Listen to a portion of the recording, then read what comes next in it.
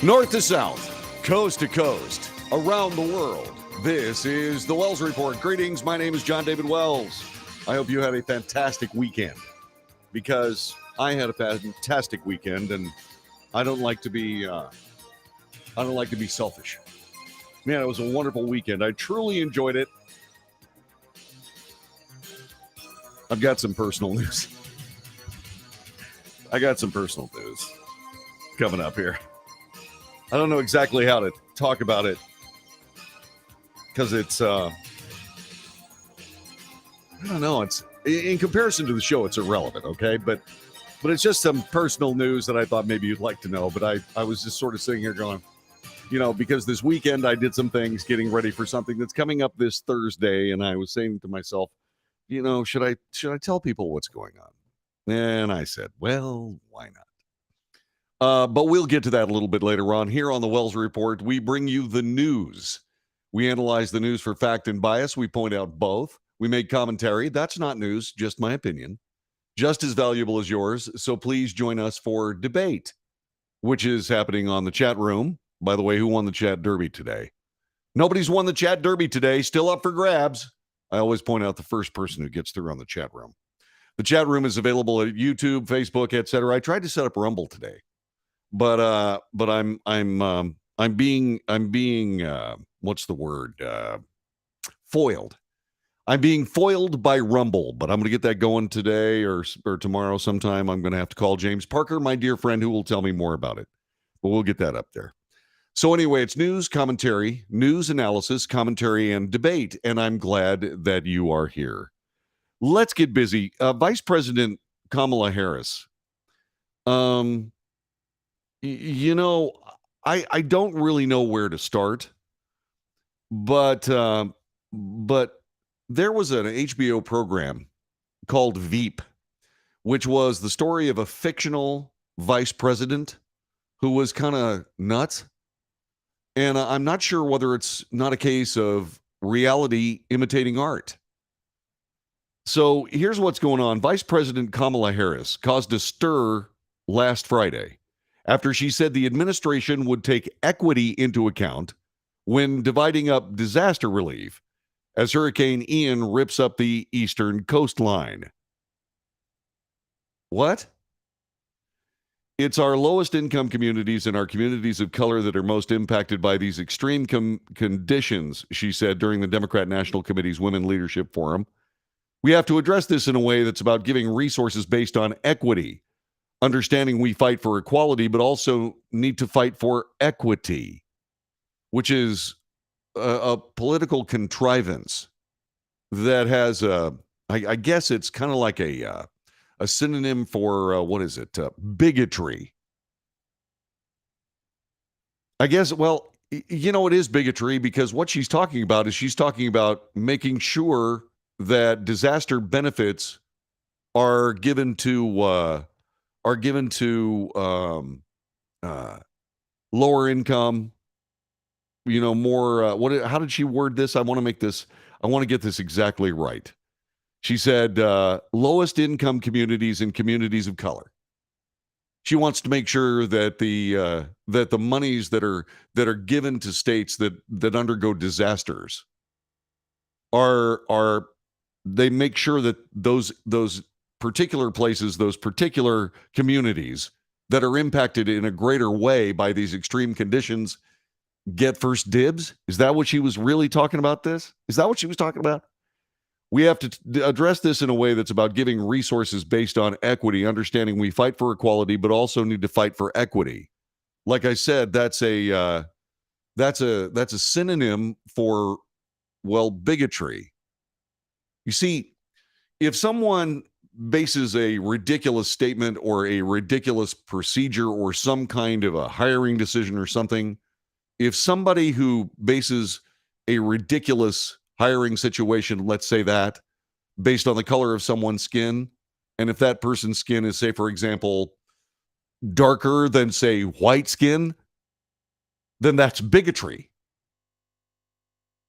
But if you discriminate against someone based on skin color and that skin color is white, that's equity. It's a redefinition of terms. I mean, does that pretty much cover it? I mean, so if it's say for example, discrimination against people of color, that's bigotry. If it's discrimination against people against white people, that's equity. Is that right? The White House said Friday President Biden has been working with Florida Governor Ron DeSantis and Federal Emergency Management Agency to provide emergency relief for those impacted by the deadly storm. But the campaign for DeSantis took issue with Harris's comment. More about that coming up in a moment. They claim, the DeSantis people claim that she caused panic as Floridians looked to the federal government and state officials to provide disaster relief in the wake of Hurricane Ian. That is false. Vice President Harris's rhetoric is causing undue panic and must be clarified. Unquote. That's Christina Pershaw, Rapid Response Director to DeSantis' reelection campaign. She said this on Twitter. Quote, FEMA individual assistance is already available to all Floridians impacted by Hurricane Ian, regardless of race or background. Unquote. If you need assistance via disaster assistance, visit disasterassistance.gov or call 1-800-621-3362. The White House could not be immediately reached for comment by Fox News Digital. 30 people have been confirmed dead. That's actually more. It's like 78 now. It's terrible. The storm weakened and so on. That's something else. But I just wanted to let you know that this is what happened on Friday. What did the FEMA administrator say? Via the Hill, Federal Emergency Management Agency Administrator Deanne Criswell responded to Republican criticism of Vice President Harris for a remark she made stressing equity in the administration's response to climate change. On Friday, Priyanka Chopra Jonas asked Harris at a Democrat National Committee event about the Biden administration goals as a global influencer on climate policy when it comes to poorer communities. And this is what the VP said, quote, it is our lowest income communities and our communities of color that are most impacted by these extreme conditions and impacted by issues that are not of their own making. She went on to say, and so we have to address this in a way that is about giving resources based on equity. Republicans tied her remarks to the federal government's response to Hurricane Ian. Face the Nation moderator Margaret Brennan asked Criswell to respond to the attacks after Senator Rick Scott mentioned her remark earlier in a CBS show. Criswell said, we're going to support all communities. I communicated that to the governor. I communicate to you right now that all Floridians are going to be able to get help that is available to them through our programs. The FEMA chief's comments came after Florida Governor Ron DeSantis' reelection campaign said that Harris's comment is causing undue panic and urged her to clarify.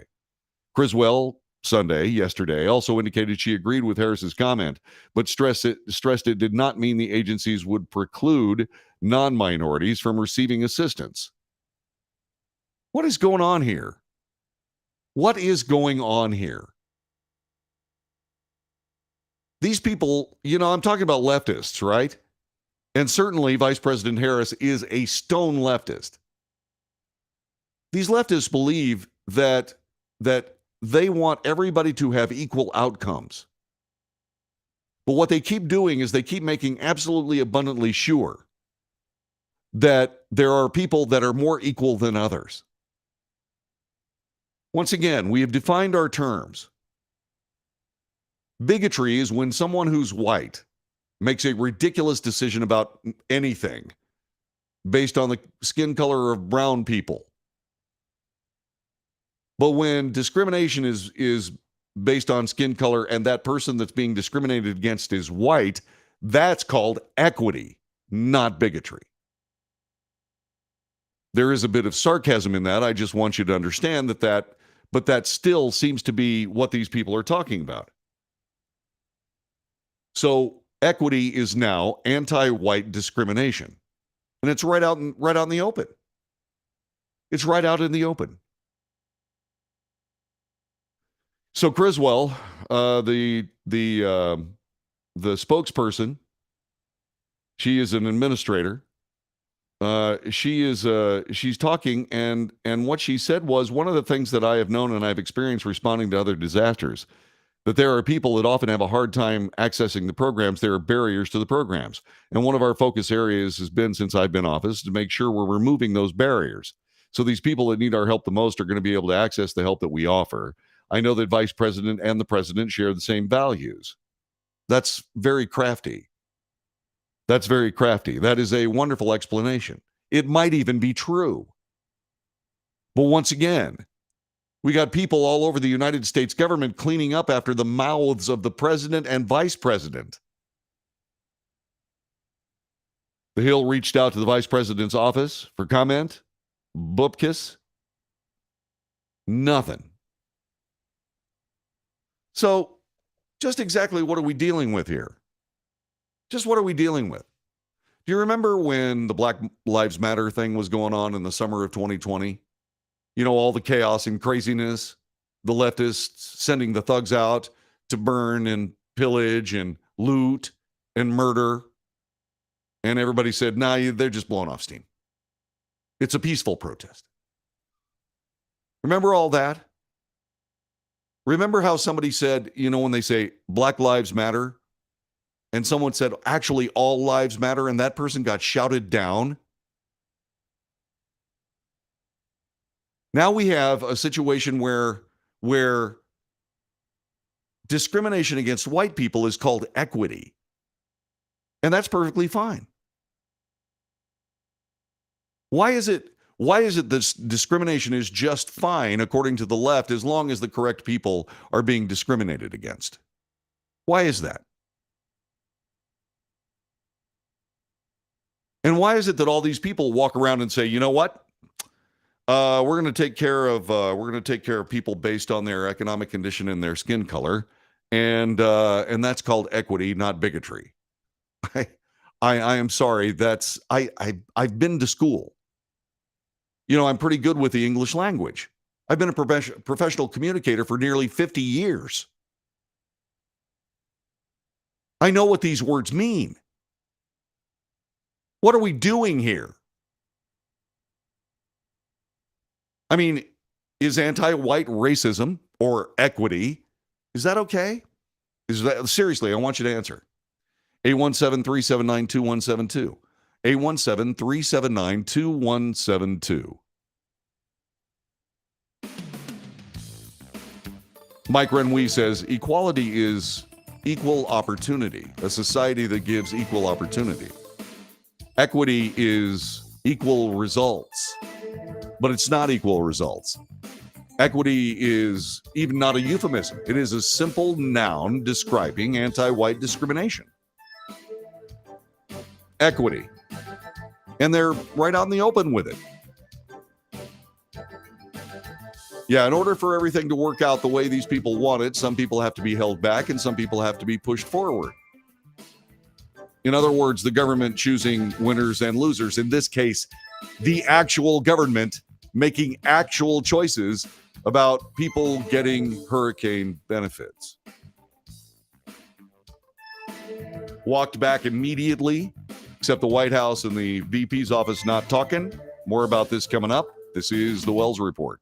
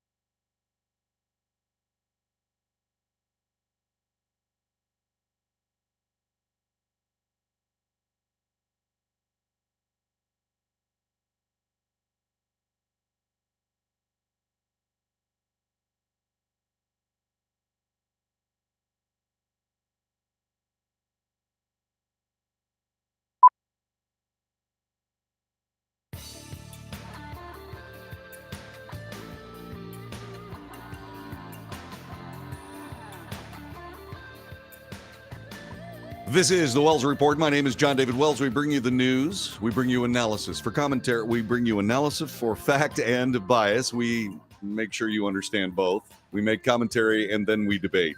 It is the Wells Report. We're talking a little bit about Vice President Harris at a Democrat National Committee Democrat National Committee, yes,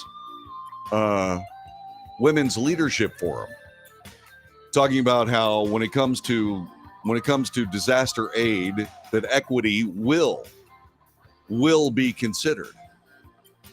Communities of color, less advantaged communities, because there are more extreme results for those communities, should get help at a greater level than other people. That's the prevailing translation. Now, it can be spun and it can be changed and it can be, the context, blah, blah, blah, blah, blah, and all that kind of stuff. But, if you're the vice president of the United States, you really do have to make sure that your bigotry doesn't show. I realize that it's fashionable. It's fashionable at this particular part of it's not just the United States. But I guess it's fashionable for, say, the last 10 years or so to blame the entire world's ills on people who took part in Western civilization. And for some reason, white people are the root of all evil, according to these people. And I'm finding it ridiculous. I'm finding it ridiculous on its face. All of this is just completely blown up into something that is beyond reality. It's now just plain ridiculous. The term of art to explain everything is racist white people working to an advantage and nothing more. If anybody's successful, it's because they're bigots. If anybody's unsuccessful, it's because they're being taken advantage of by bigots. Racist this, racist that, so on and so on and so on. It is the political tool of all work. Racism is the Swiss Army knife of American politics right now. And it's tearing the country to pieces. E pluribus unum, of many one. We have everyone in the United States. We have everyone in the United States. Everybody. We have black people and white people and yellow people and red people, every kind of person that wanted a better life, that believed that they had freedoms that were not given them elsewhere, came to the United States and are still coming to the United States. Because of what we stand for and what we do.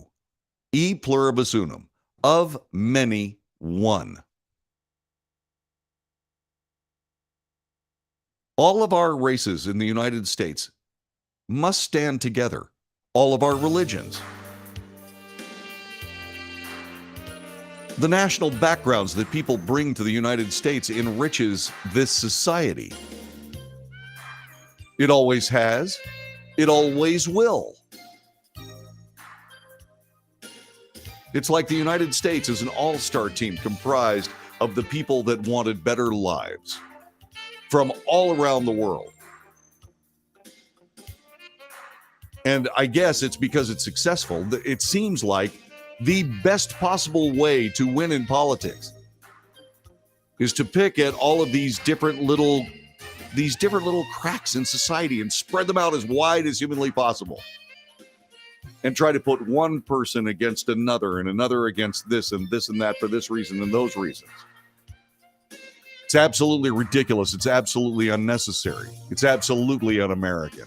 And I'm absolutely steamed about it. This is the Wells Report. Back with more in just a moment.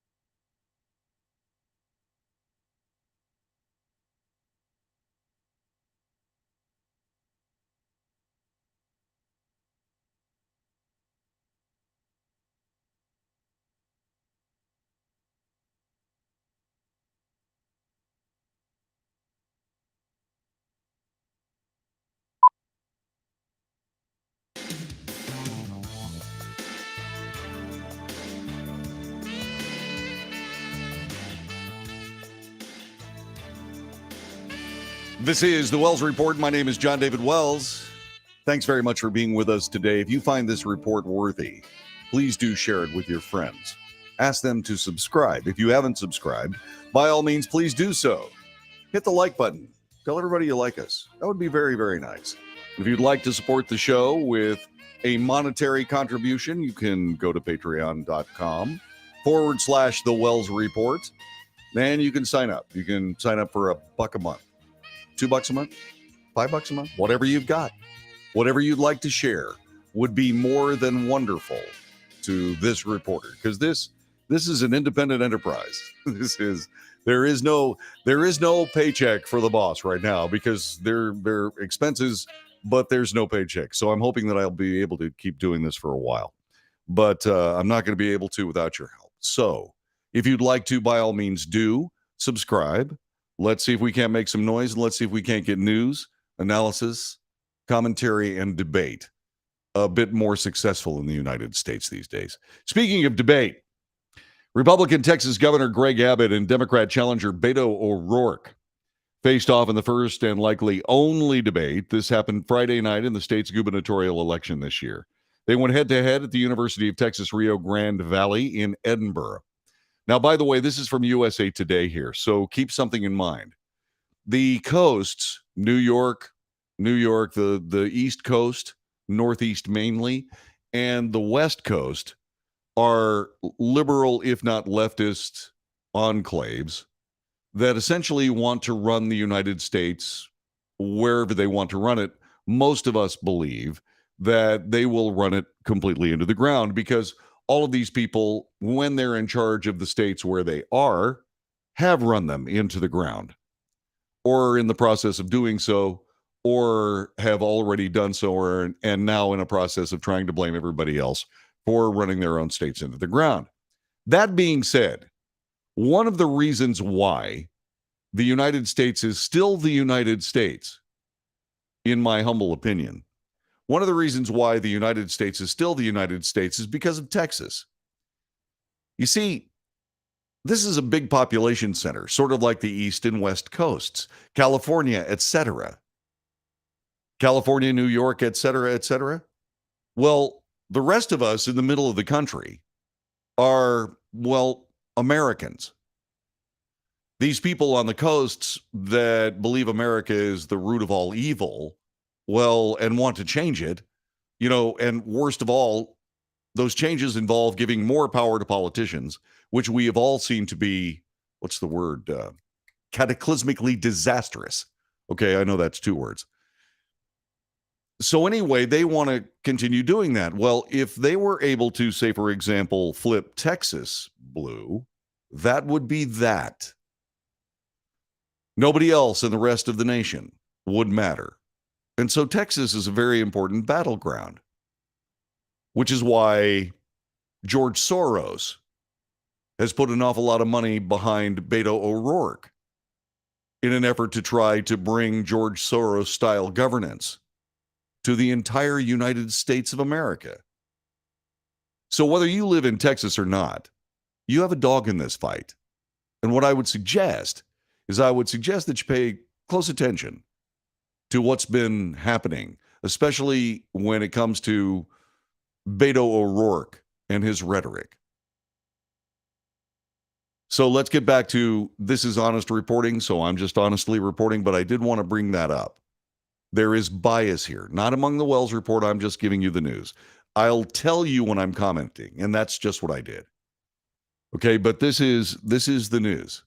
USA Today is writing it, but this will be biased because USA Today is a part of the machine media, the mainstream machine media that makes all things leftist wonderful and joyous and flower-filled and outstanding.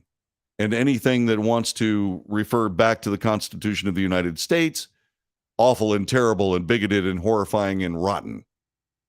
Okay, so remember, this is information coming to you from the machine newspaper. Okay, so that's the bias we point out.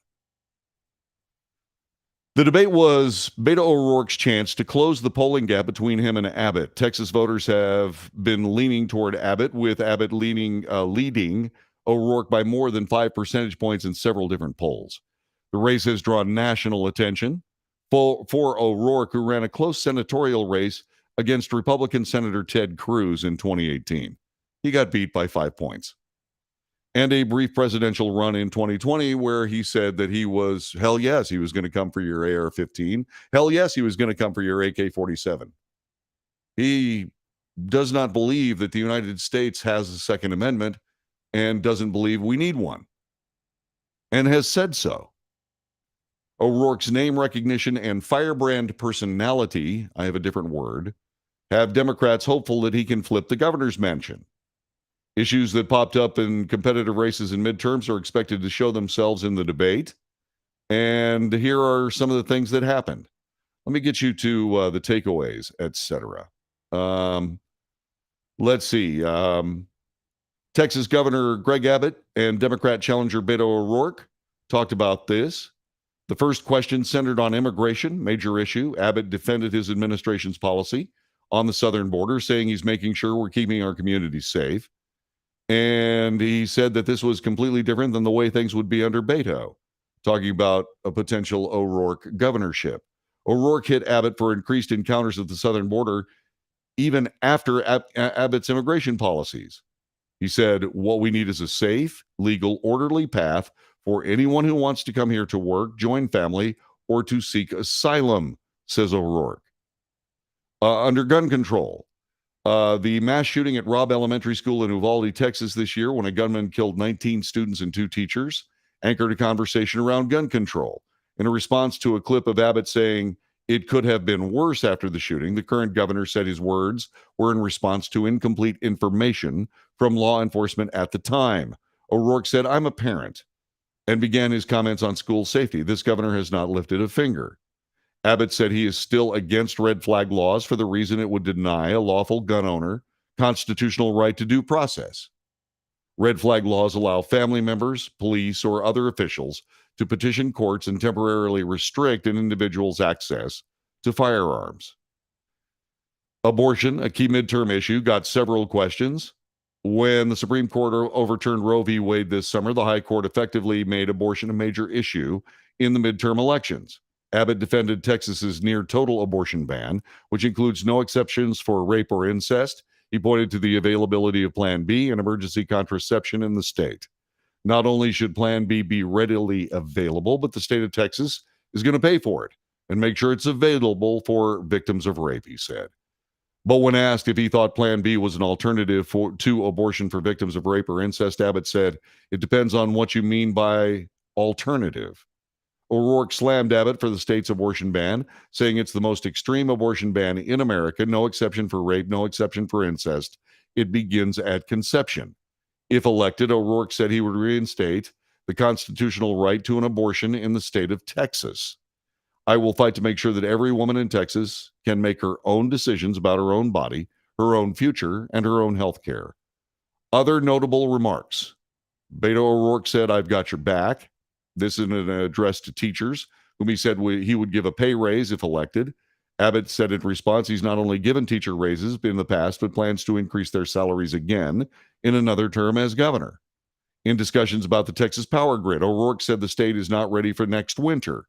Abbott accused his opponent of fear-mongering and said the energy system is more resilient, more reliable than ever before. Of course I don't, O'Rourke responded to questions about whether or not he supports defunding of police. Unfortunately, I believe there's video that says otherwise. So that is basically what's been going on. I don't know how you feel about it, so I'm going to ask. If you're a Texan, how do you feel about the Abbott O'Rourke debate? What did you think? One of my friends said that she thought that Beto O'Rourke looked calm and in control, and it looked a little bit like Abbott was on the defensive. Did you see that? What are your thoughts? Gary says the debate was set up to favor Beto O'Rourke, kept Abbott on the defensive the whole time. That service desk bell was driving me nuts. Yes. Yeah. Jess says Beto is part of the swamp and part of the problem. Okay, so I've been watching Beto O'Rourke for a while. I was very interested in the way he ran his campaign against Ted Cruz. Ted Cruz, that campaign against Ted Cruz was very, very well done. They reached out to me several different times, not just asking me for support, but asking me why I wasn't planning to support Beto O'Rourke. I mean, they were actually interested in what the voters were saying from a standpoint of what they did to interact with me. That hasn't happened this time around. This is more attack-based politics. Now, as far as I'm concerned, and I said that this time, they did reach out to me. You know what? They did reach out to me. And they asked if I was going to vote for Beto O'Rourke for governor. I said, absolutely not. And they asked why, and I said, because he's not qualified to be the governor of anything. And they said, why? And I said, because he's not interested in pursuing the Constitution of the United States. You know, the Second Amendment is not about hunting and fishing. The Second Amendment is to defend us against an overarching government that wants to tell us how to live and will enforce their politics as if it is life. And it most certainly is not. We've already gone through free speech. Free speech is currently under attack in this nation. And I said so. I said so. I was talking about the left and the Democrat Party, of which Beto O'Rourke is a firm member. And I was saying, look at the Bill of Rights. They are not interested in religious freedom. They are not interested in people being able to say what they believe, because if it crosses swords with their particular political initiative, my gosh, you become public enemy number one. As a matter of fact, the president of the United States will call you a fascist, not because you are a fascist, but because you are trying to say something that is not what he wants to hear and not what he wants to do. Beto O'Rourke is exactly like that. He's exactly like that guy. So free speech, gone.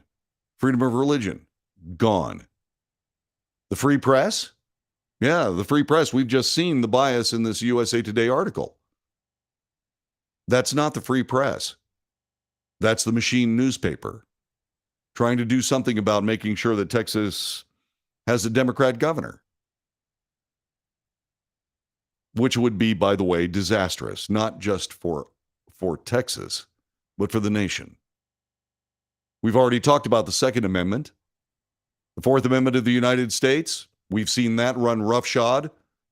Beto O'Rourke represents all of the kinds of political facility political interests in our law enforcement. If you go to a school board meeting and you argue against CRT, for example, the FBI will come visiting you. Is that something that Beto O'Rourke would do in Texas? He might try. It won't happen because police will go, I'm sorry, Governor, we don't do that here.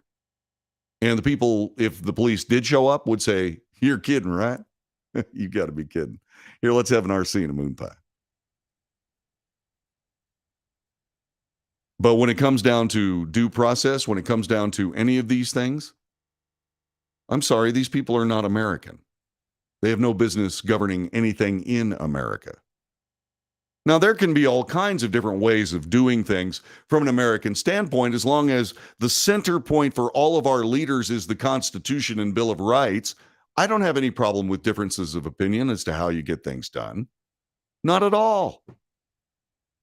I think a good debate is a wonderful thing, as long as it's not being reported by a biased media.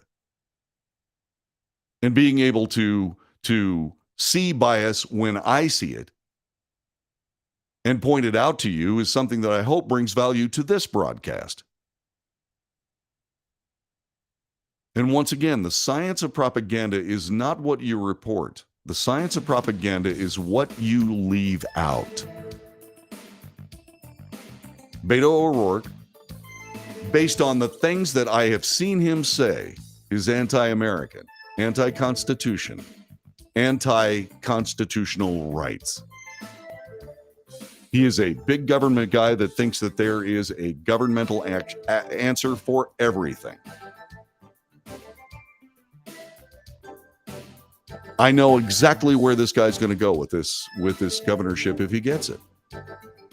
And he's going to do exactly what the other Democrat governors around the country have been doing. Gavin Newsom, California's a mess. Washington State, mess. Oregon, mess. New York, a mess.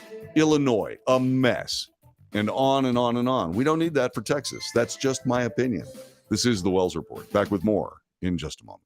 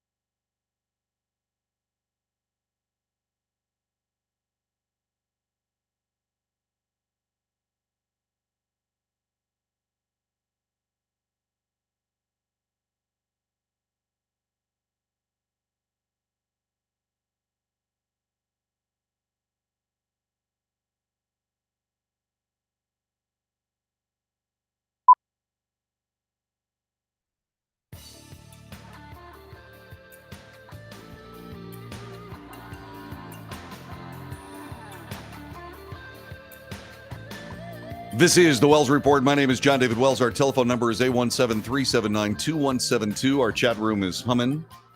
Let's remember Robert Francis O'Rourke was in a cross-dressing punk band in El Paso. You wonder if he just keeps that in the closet now. This is according to Gary. Cross-dressing punk band. But then again, really, who among us has not been in a cross-dressing? Me, I haven't. The Second Amendment is what we have to make sure our domestic arsenal can match the government. Robert Francis would do better in New Mexico. The FBI will go even after local police in a situation. Look at the pro-life guy. I was so mad at my mom who moved to Connecticut after a long time ago. RF, Robert F. Kennedy, I believe. No, Robert Francis, okay, campaigned up there. They gave him money to run against Cruz. How can that be legal proof? The only way the Democrats can win is cheat. Well, okay. What I will tell you is this. We have seen what George Soros does around the country. He has elected leftist district attorneys from one end of the country to the other, many of them the subject of recalls, some successful, some not. But what we have seen is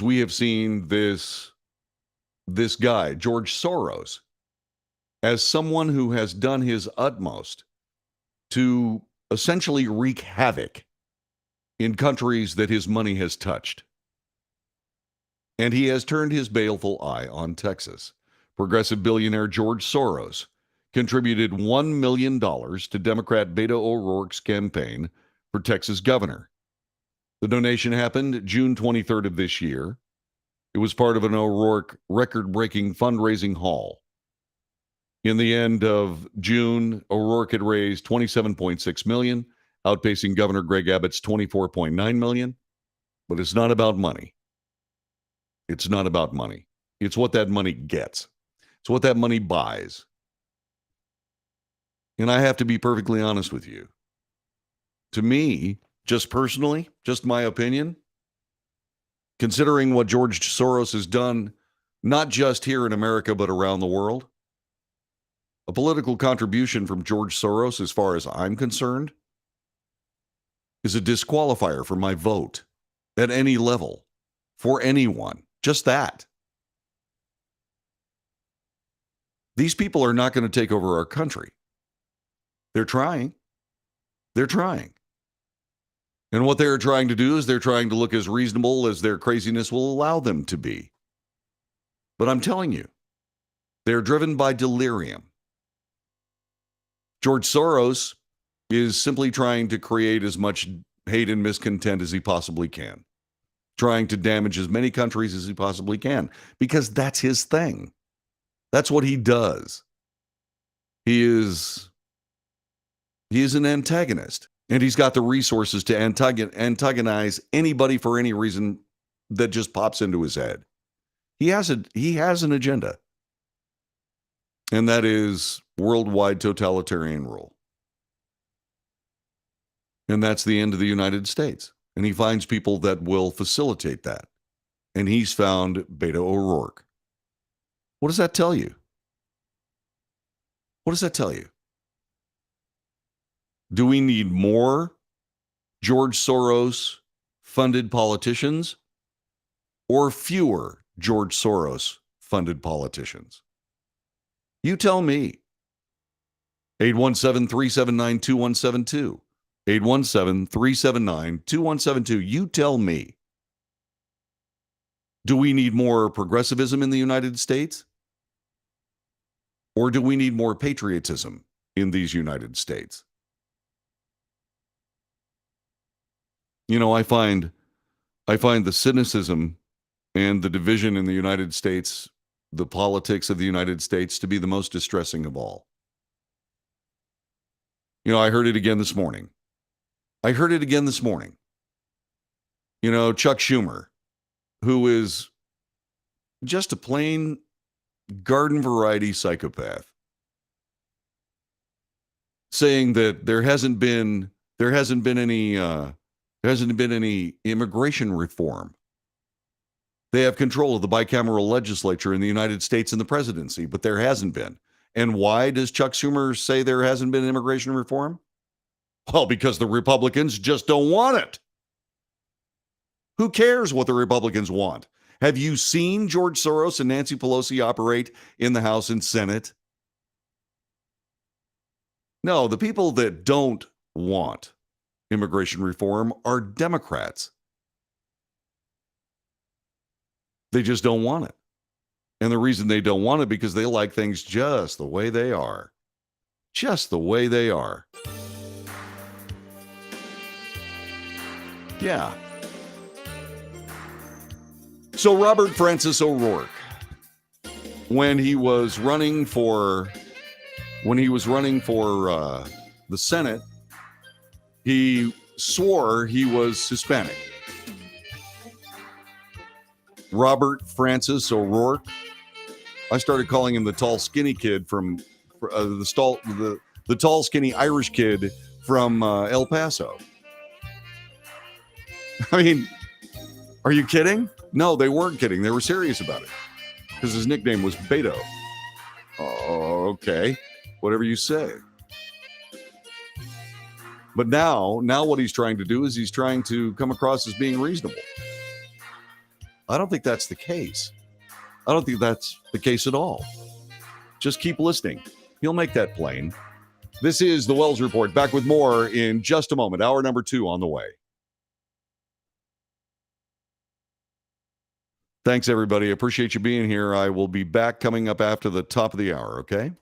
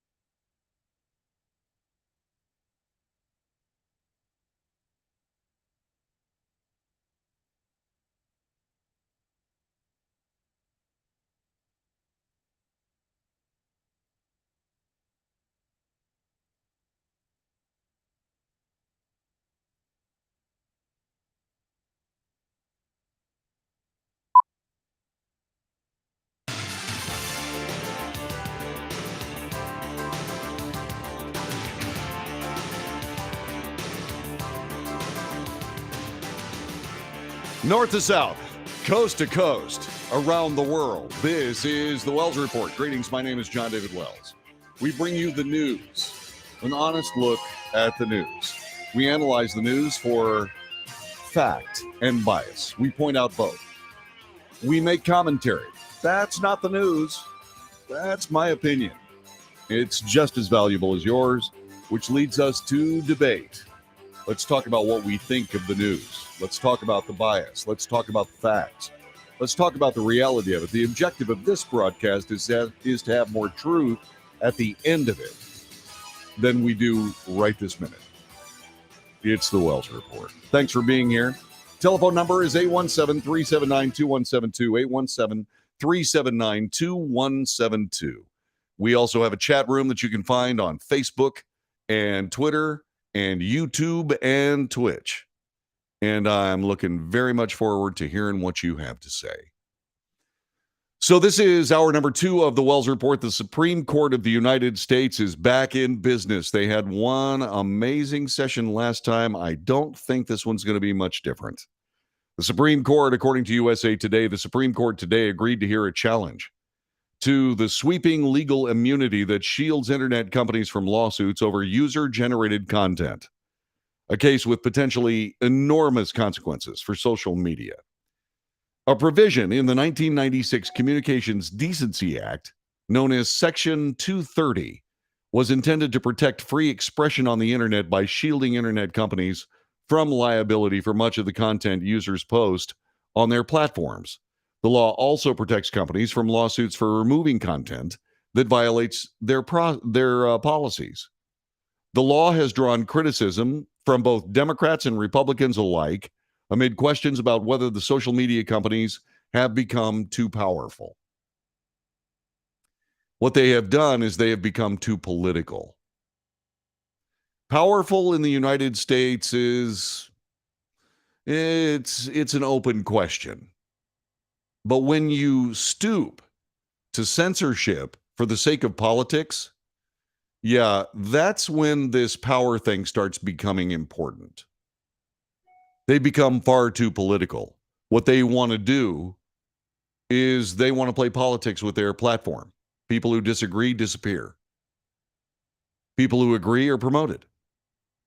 And that leads to the too powerful assertion by people on both the left and the right here in the United States. Nohemi Gonzalez, a 23-year-old U.S. citizen, was killed in an Islamic State group attack in Paris in 2015. Her family sued Google, alleging it was partly responsible because it promoted videos and other content that propagated the group's message. The question in the case is whether Google is entitled to Section 230 protections when it comes to when it recommends content to other users, even when that process is handled by an algorithm. Algorithms have nothing to do with anything. The people that create the algorithms are responsible for the product of the algorithms.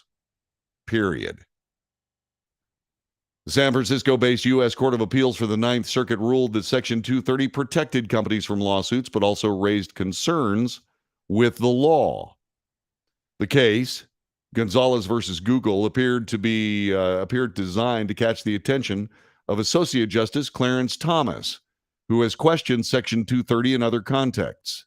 The Supreme Court granted a separate but related case about whether Twitter, Google, and Facebook could be held liable under the Anti-Terrorism Act for aiding and abetting the Islamic State group. The platforms, the plaintiffs argued, played an important role in the rise of Islamic militant organizations. That case does not directly involve questions about protection from liability under Section 230.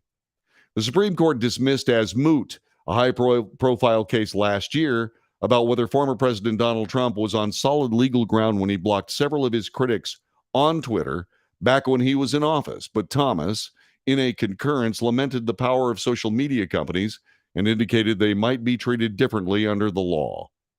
Much like with a communications utility, this concentration gives some digital platforms enormous control over speech, Thomas wrote. He's right.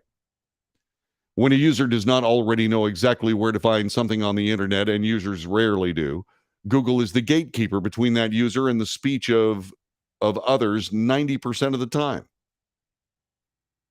He is correct. And the idea that Google and Facebook and all of these communications platforms, that they are public utilities, that needs to be upheld. And once again, this is something that I've been watching and shaking my head about. Okay? In a country that is as successful as it is because of free speech, because of the willingness to exchange ideas in the public square. It's one of the great reasons that the United States is such an amazingly wonderful country.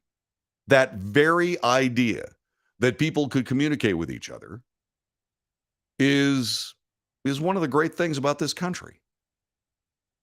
And so it was the first of the rights enumerated in the Bill of Rights, that we do have a free press, that we can successfully and without interference from government practice our religious faiths, that we do have a free press, that we can be heard.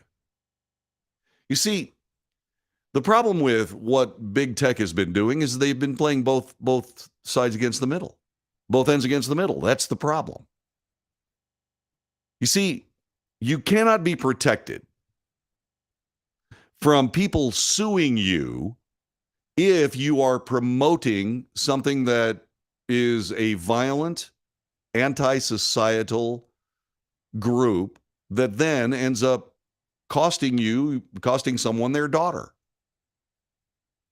You can't censor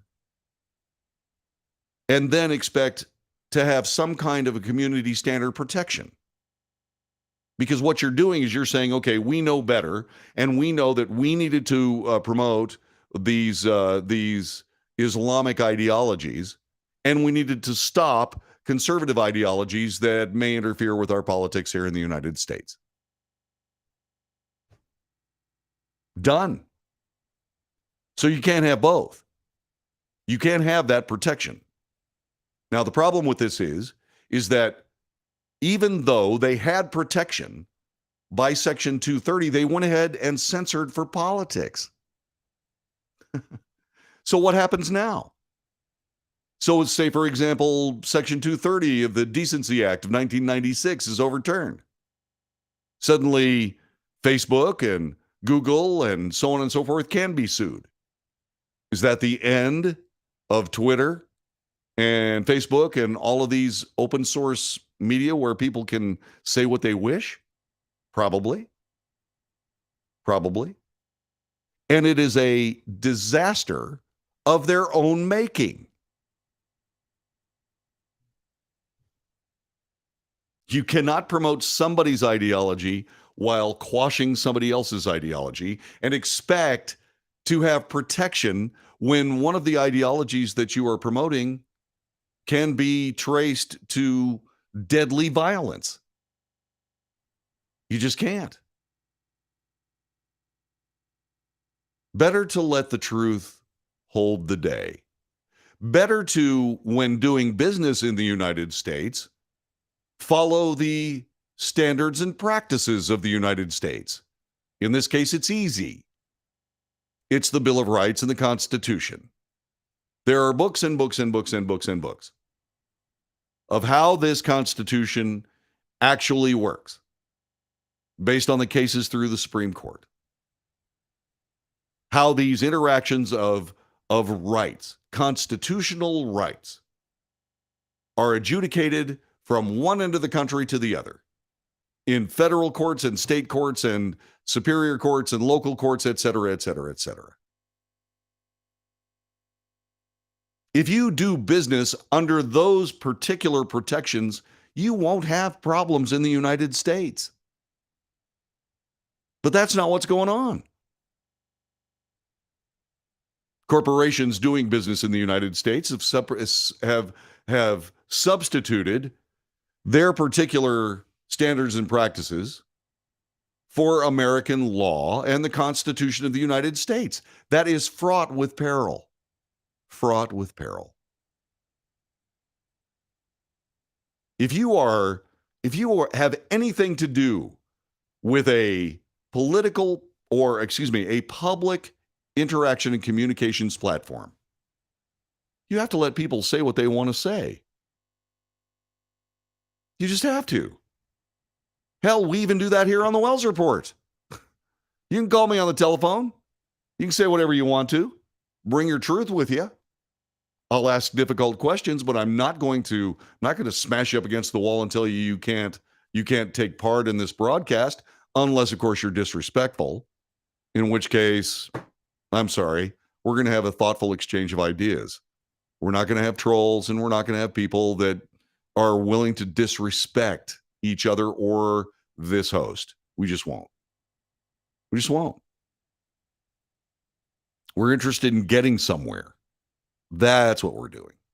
We're interested in trying to get somewhere, trying to move the ball forward, trying to make this a better country.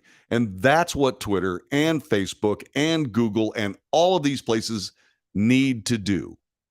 One of the greatest achievements in the human existence was the Library of Alexandria. Anybody could come and look at anything that was in there. It got burned to the ground. Why? No one knows. But now we have that Library of Alexandria in our pockets. All of the world's knowledge for a few keystrokes on this device. And that must be free. And that must be something that people can access as they see fit. That people cannot be dissuaded or shunted to one side based on a political ideology? What are you doing? History is replete with powerful organizations leaving out things they disagree with in the human existence.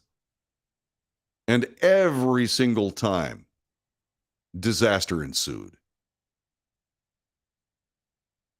We need to be able to have access, free and clear access, to the information required to be an informed member of a society.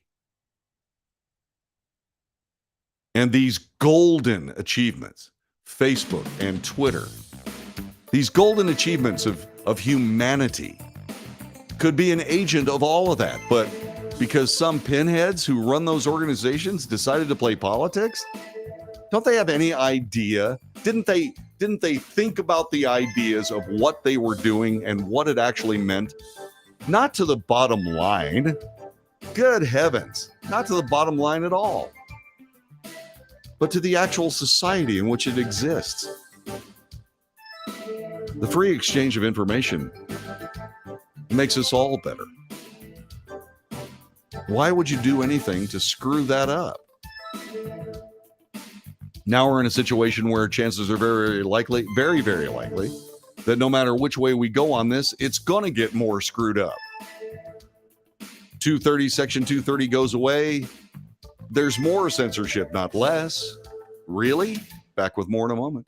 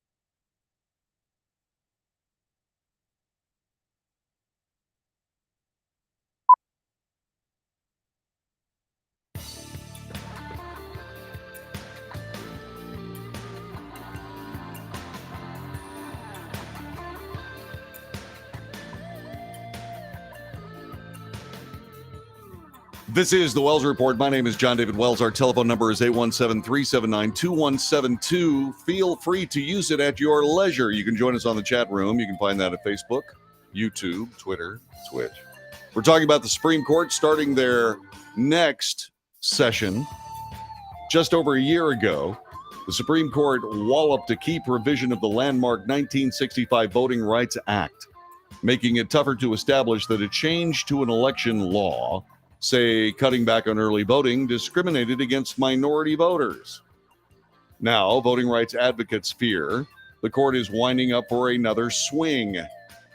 The justices will hear oral arguments tomorrow in a challenge to Alabama's recently redrawn congressional map, which includes one district out of 7 with a majority of black voters, even though African Americans make up 27% of the state's population. The court's ruling could have sweeping implications for congressional maps nationwide. Alabama officials assert the new districts are race neutral, that creating a second African American district would require map makers to focus on race as their top priority, a command they say would itself amount to unconstitutional discrimination. True. Absolutely true. Opponents say that argument turns the whole point of the Voting Rights Act on its head. The Voting Rights Act was created precisely to prevent the kind of manipulation of district lines that undermine the political power of black communities that we see in Alabama. This, according to Sophia Lynn Lakin of the American Civil Liberties Union, one of the groups that initially challenged Alabama's new congressional districts last fall. Okay, there's a problem here. So the solution, according to this woman of the ACLU, is to manipulate the district lines that undermine the power of everyone for the sake of the black community, decrying that the kind of manipulation of district lines that undermine the political power of black communities that we see in Alabama is simply not acceptable. But we can manipulate it the other direction because that is acceptable. And that's not racism?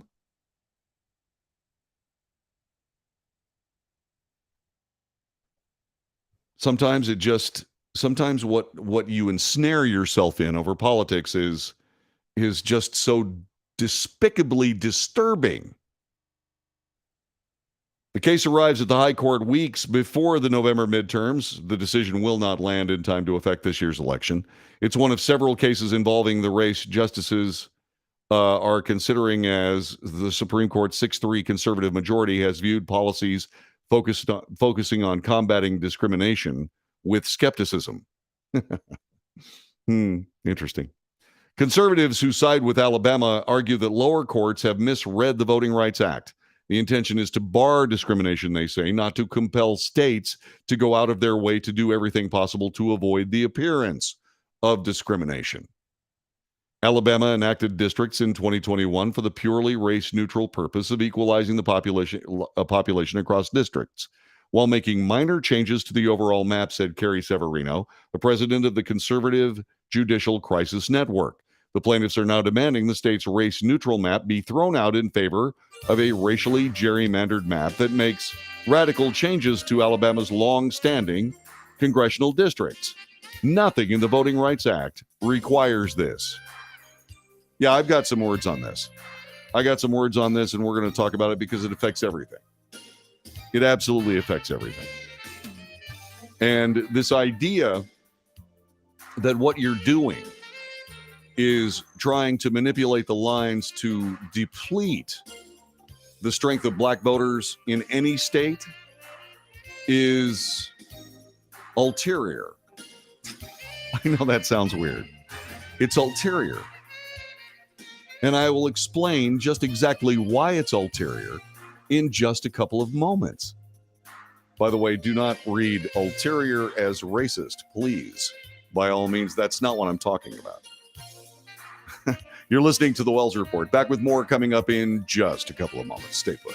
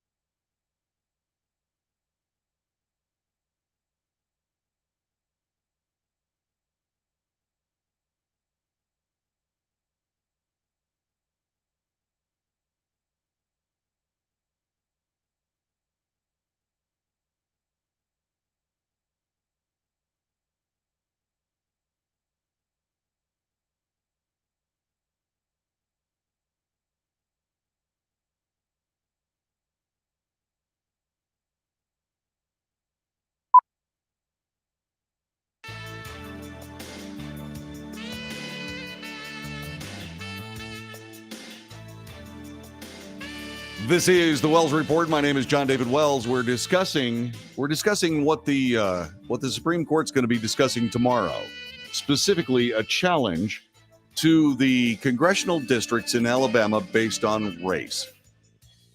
And what we do here on the Wells Report, by the way, is we report the news. We analyze the news for fact and bias. We make commentary, which is not the news, and we debate, which is also not the news, but it does serve as a way for us to move the discussion forward, solve problems instead of exploiting them. That's what we try to do here. So what the gist of all of this that the Supreme Court of the United States is dealing with, the ACLU is involved in this.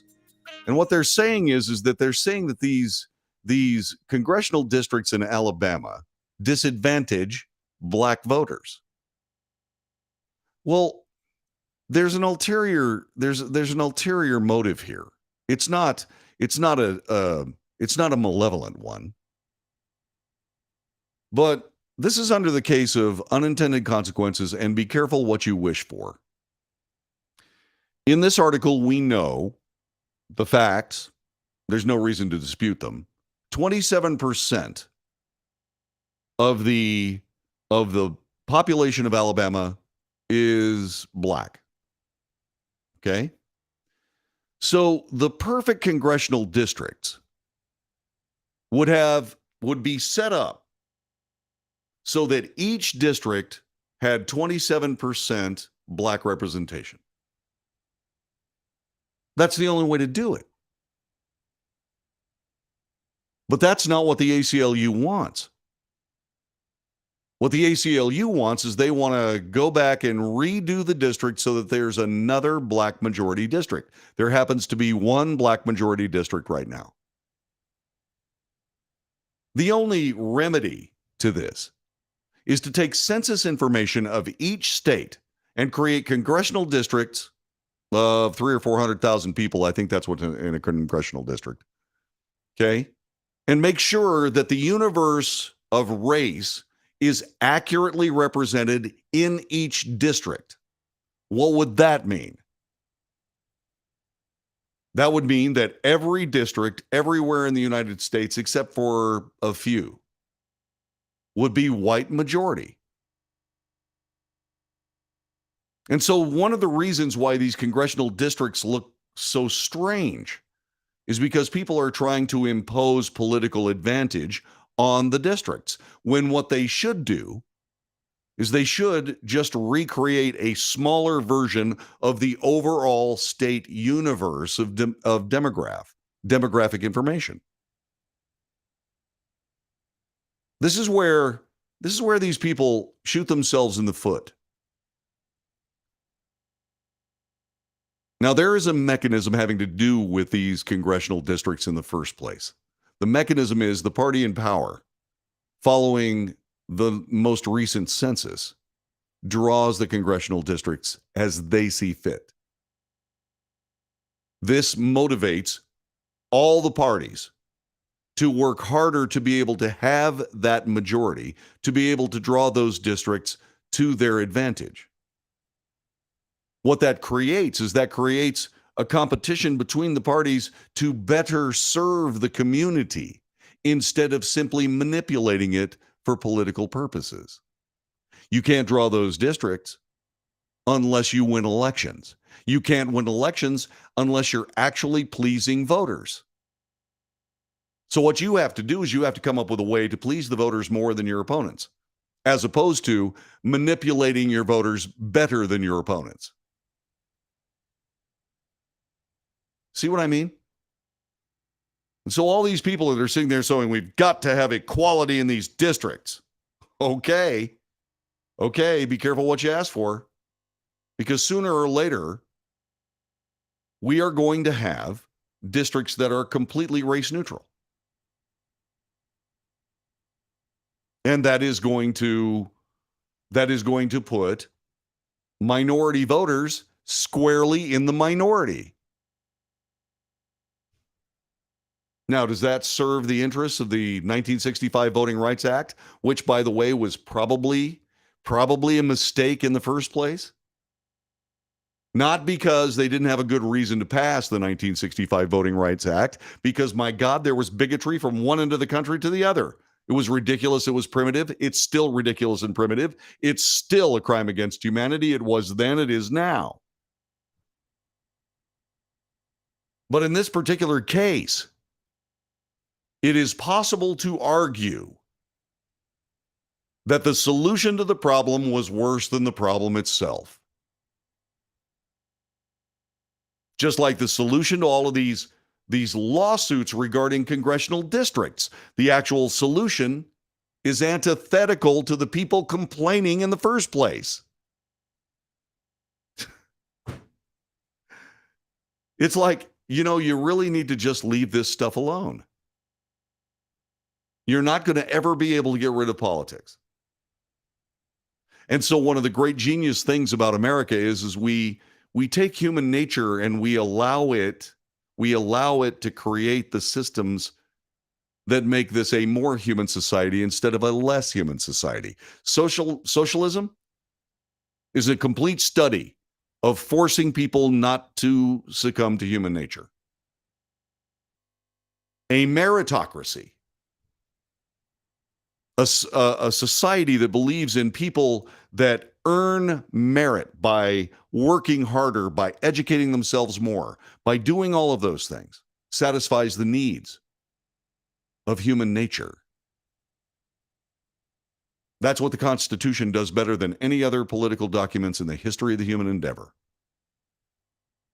It points out not just the weaknesses of human nature, and this causes this, and this causes this, and eventually you're in a totalitarian society because politics rules the day for everything. Not only does it guard against that, it does that very, very well, but it rewards a more altruistic version of a government. Serve the people. Get more votes. Be able to provide the people with a government they choose based on serving them as opposed to using them. This is essential. And of course, the Supreme Court of the United States, they're in this mess now because the politics have put them in this mess, right? And all of these people are making very, very good points. And I'm very interested in what the Supreme Court is going to do here. It's just like Section 230. These people that are trying to get rid of Section 230 are essentially getting rid of what is the greatest communication device in the history of the human endeavor. And the reason that they're trying to get rid of it is the people that own them are so short-sighted and so small and insignificant that they honestly believed that they could use their gift to society as a way to propel their politics, which is absolutely idiotic. It's amazing how people can be so smart and come up with something so good and so dumb and so destructive at the exact same time. And why? And there's no excuse. There is no excuse for Mark Zuckerberg to have made this level of error, or any of the other people involved in any of these big social media these big social media products. There's no excuse. All they had to do is remember the Constitution class from high school, for crying out loud. Just do what the Constitution says, and you'll be fine.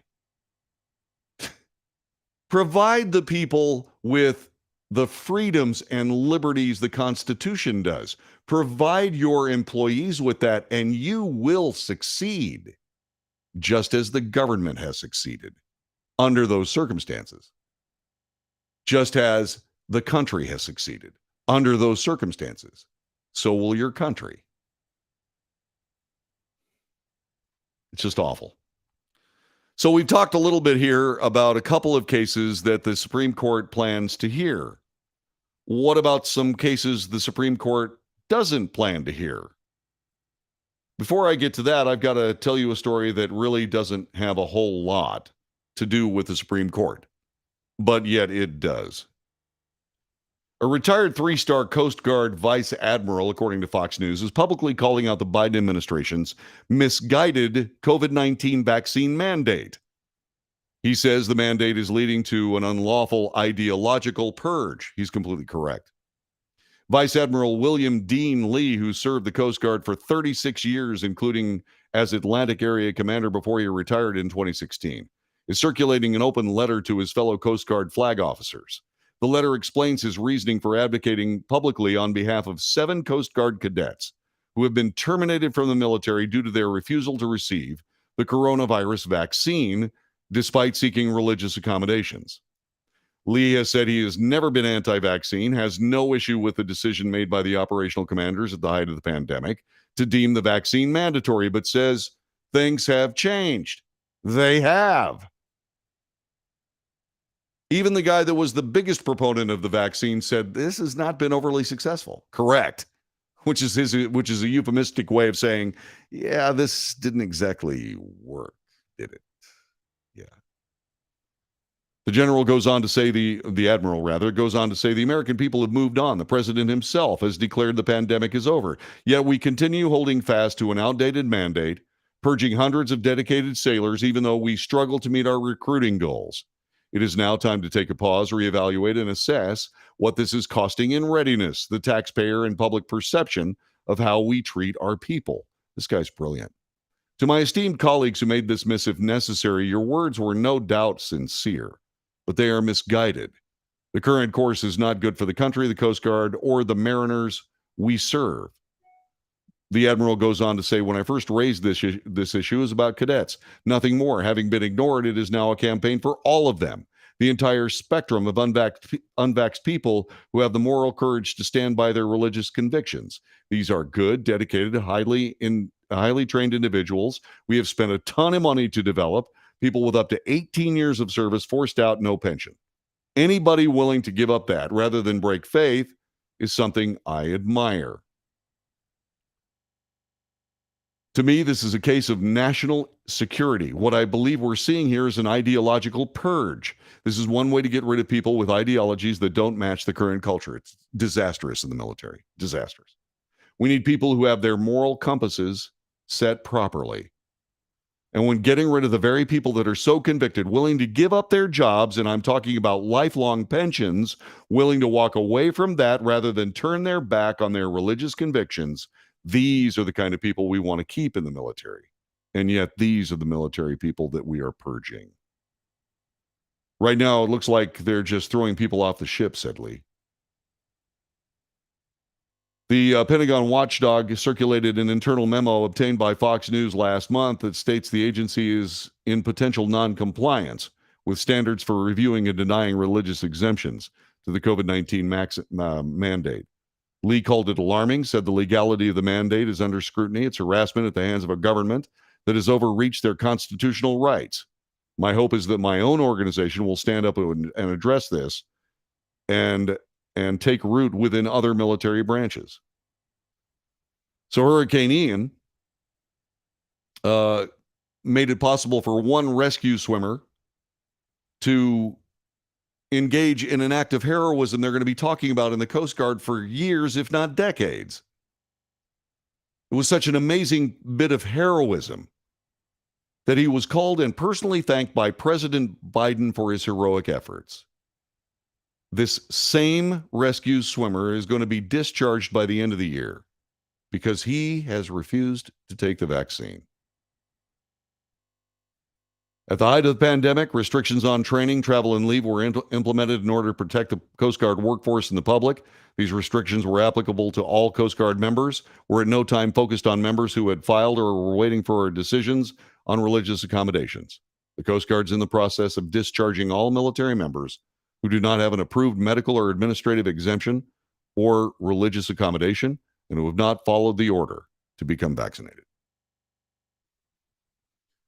This is awful. Now, why did I tell you that story?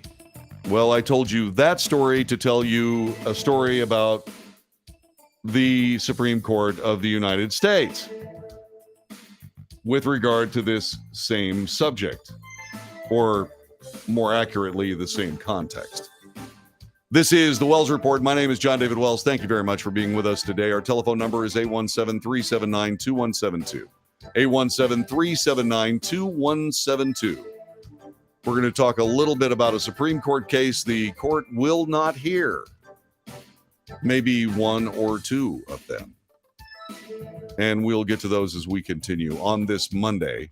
Once again, if you appreciate this broadcast, share it with your friends. Subscribe. Hit the subscribe button right now. It won't hurt you, I promise. If you'd like to support financially, I'll tell you how to do that in a minute. This is the Wells Report.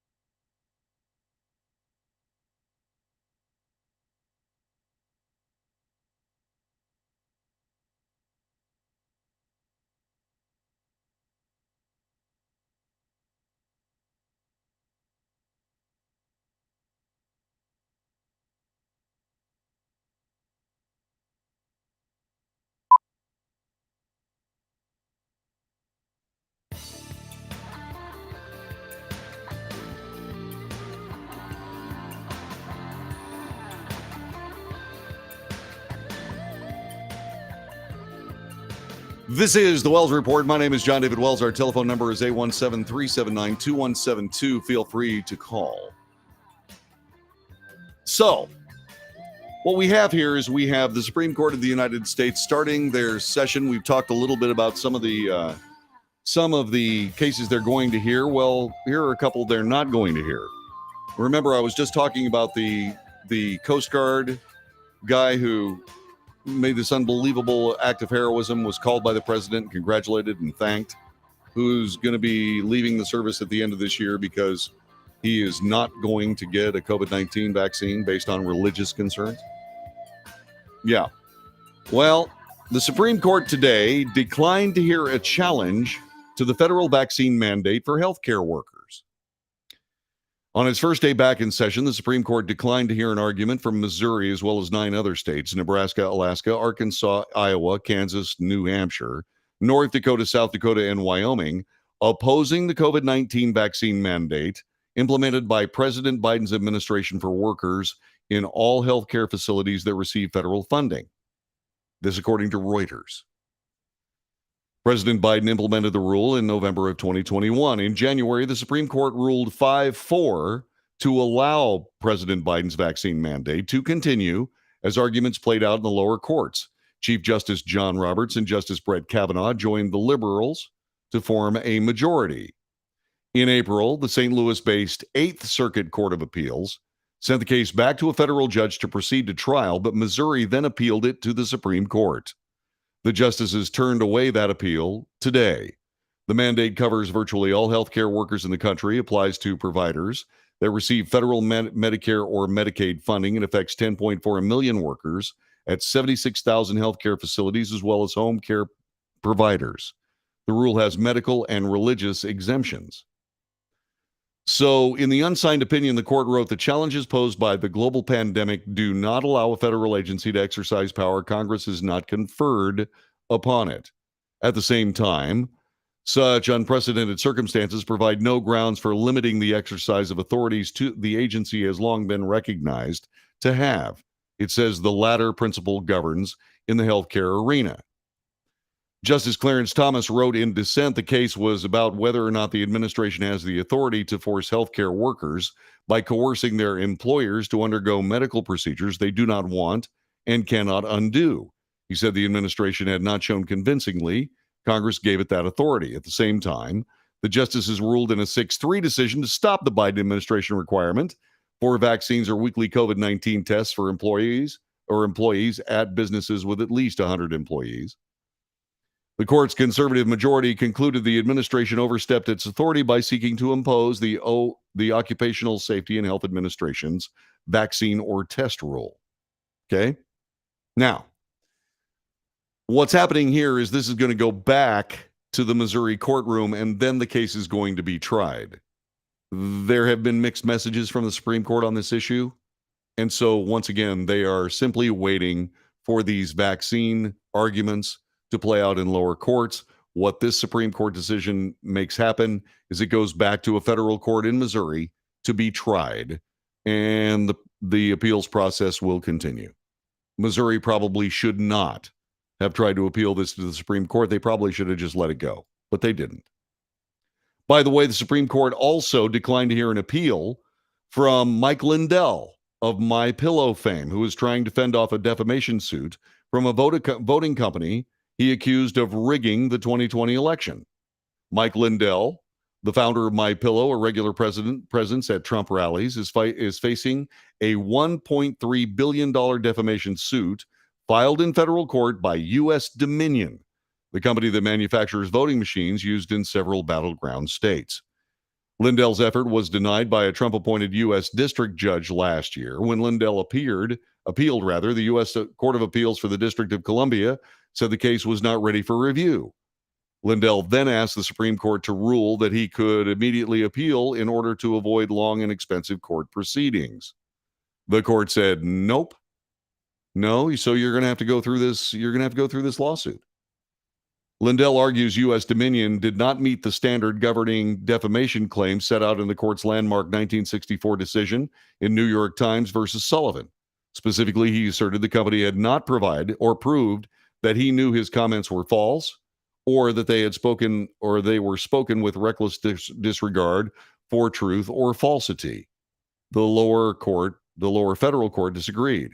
As a preliminary matter, a reasonable juror could conclude that the existence of a vast international conspiracy that is ignored by the government but proven by a spreadsheet on an internet blog is so inherently improbable that only a reckless man would believe it, said U.S. District Judge Carl Nichols in his opinion. The company, Nichols wrote, has adequately alleged that Lindell made his claims knowing that they were false or with reckless disregard for the truth. The case is MyPillow versus U.S. Dominion. Now, what you have to keep in mind is this. Remember, when it comes to U.S. Dominion has refused to tell anybody how their machines work.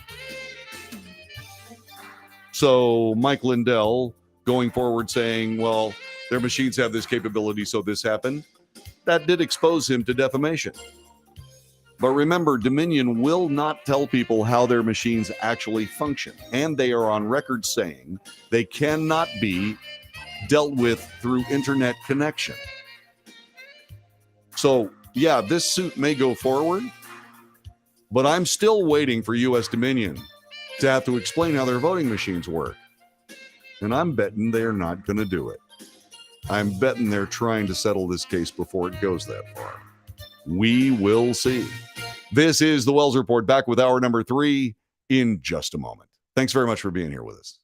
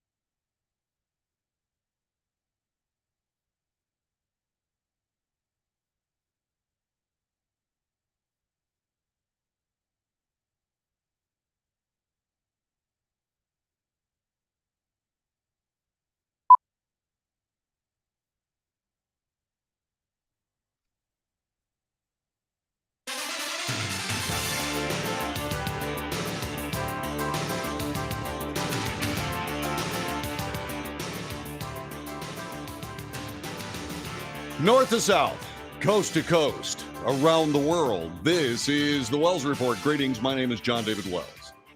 We report the news, the real news, truthfully, in a balanced way. We analyze the news for fact and bias. We point out both. I make commentary. That is not the news. That's simply my opinion. And then we debate that opinion with yours.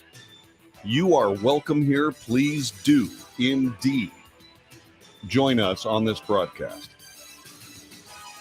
There is breaking news since the morning papers, in case you're wondering, and we're going to get to that here in a minute.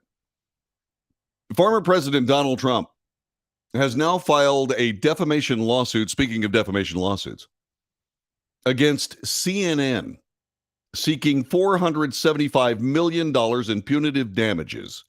This, according to a court filing today.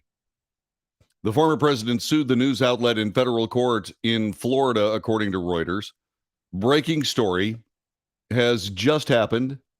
Let's see, cable news network, Yeah, this is brand new. I'm going to try to find some more information for you here in just a moment. Meanwhile, there's some other things here. It's amazing. It's amazing what happens if you just wait long enough. Okay, I don't really know what to make of this, but perhaps you can. The Biden Justice Department, okay, released fired FBI Special Agent Peter Strzok's termination letter as part of its effort to fight the fired special agent's attempts to subpoena former President Donald Trump. Strzok wants to depose President Trump and FBI Director Christopher Wray. The Biden Justice Department has been fighting that in court for months. He sued the FBI. Hang on just a couple of minutes here. Let me go back to this. Hold on. Where is it? Where did it go? Oh, come on, you guys. Are you kidding here? Let's see. Stop for a second.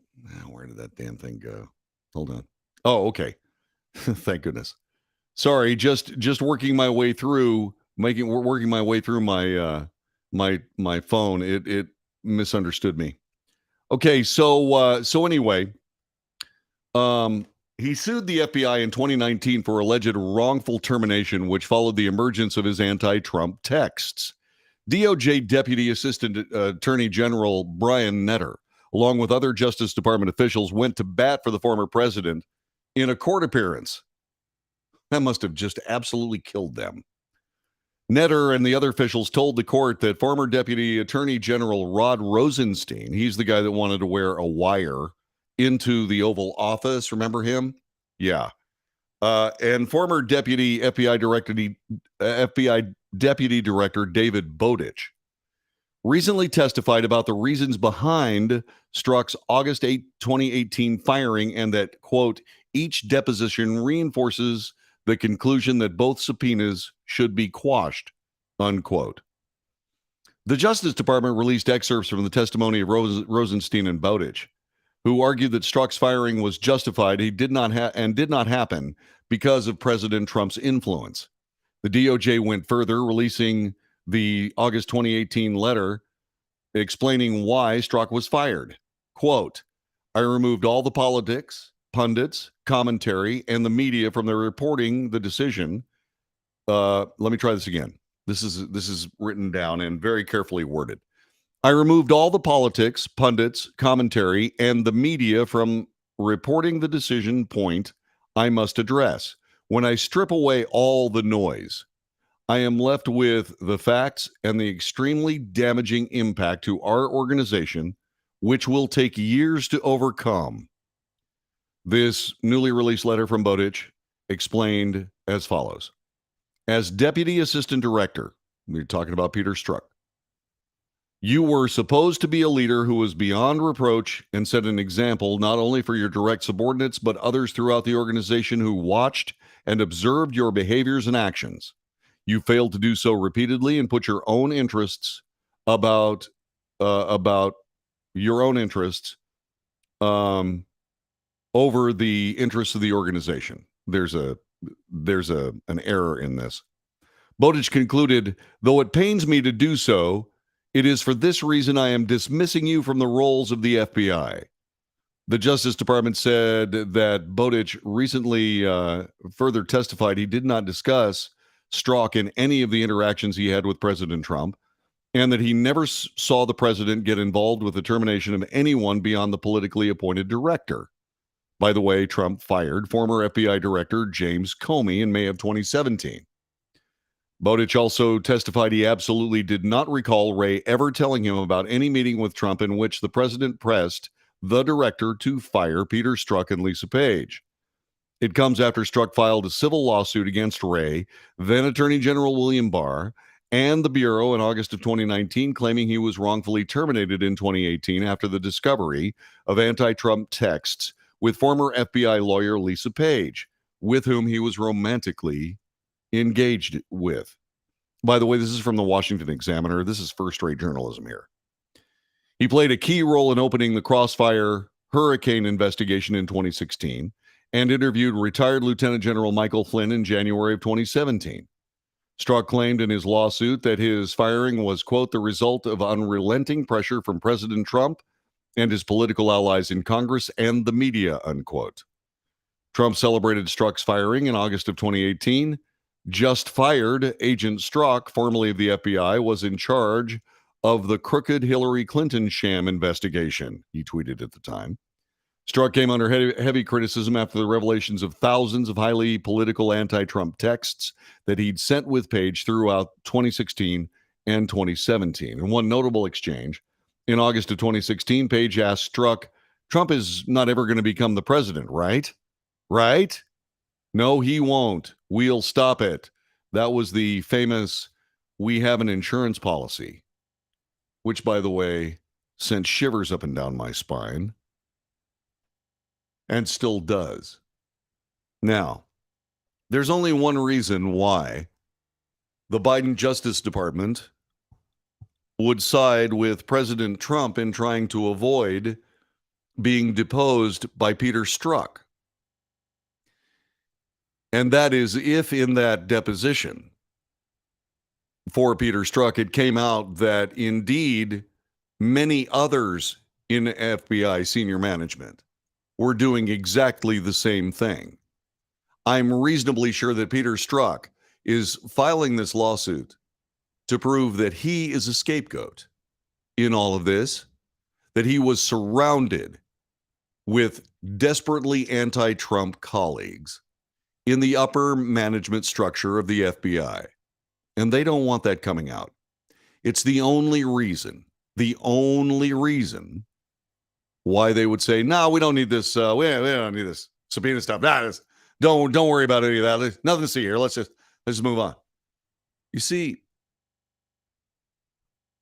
the one thing that's really good about America is that when it comes right down to it, America as a country, as a concept, is really bad at lying. It's not real good.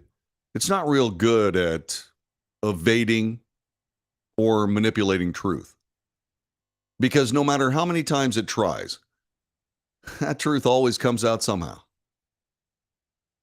You see, the problem here is that Peter Strzok was the public face of what was and remains a deep state attempt to remove Donald Trump from office. Any testimony having anything to do with that era of the Justice Department and the FBI will only serve to expose more and more of the deep state.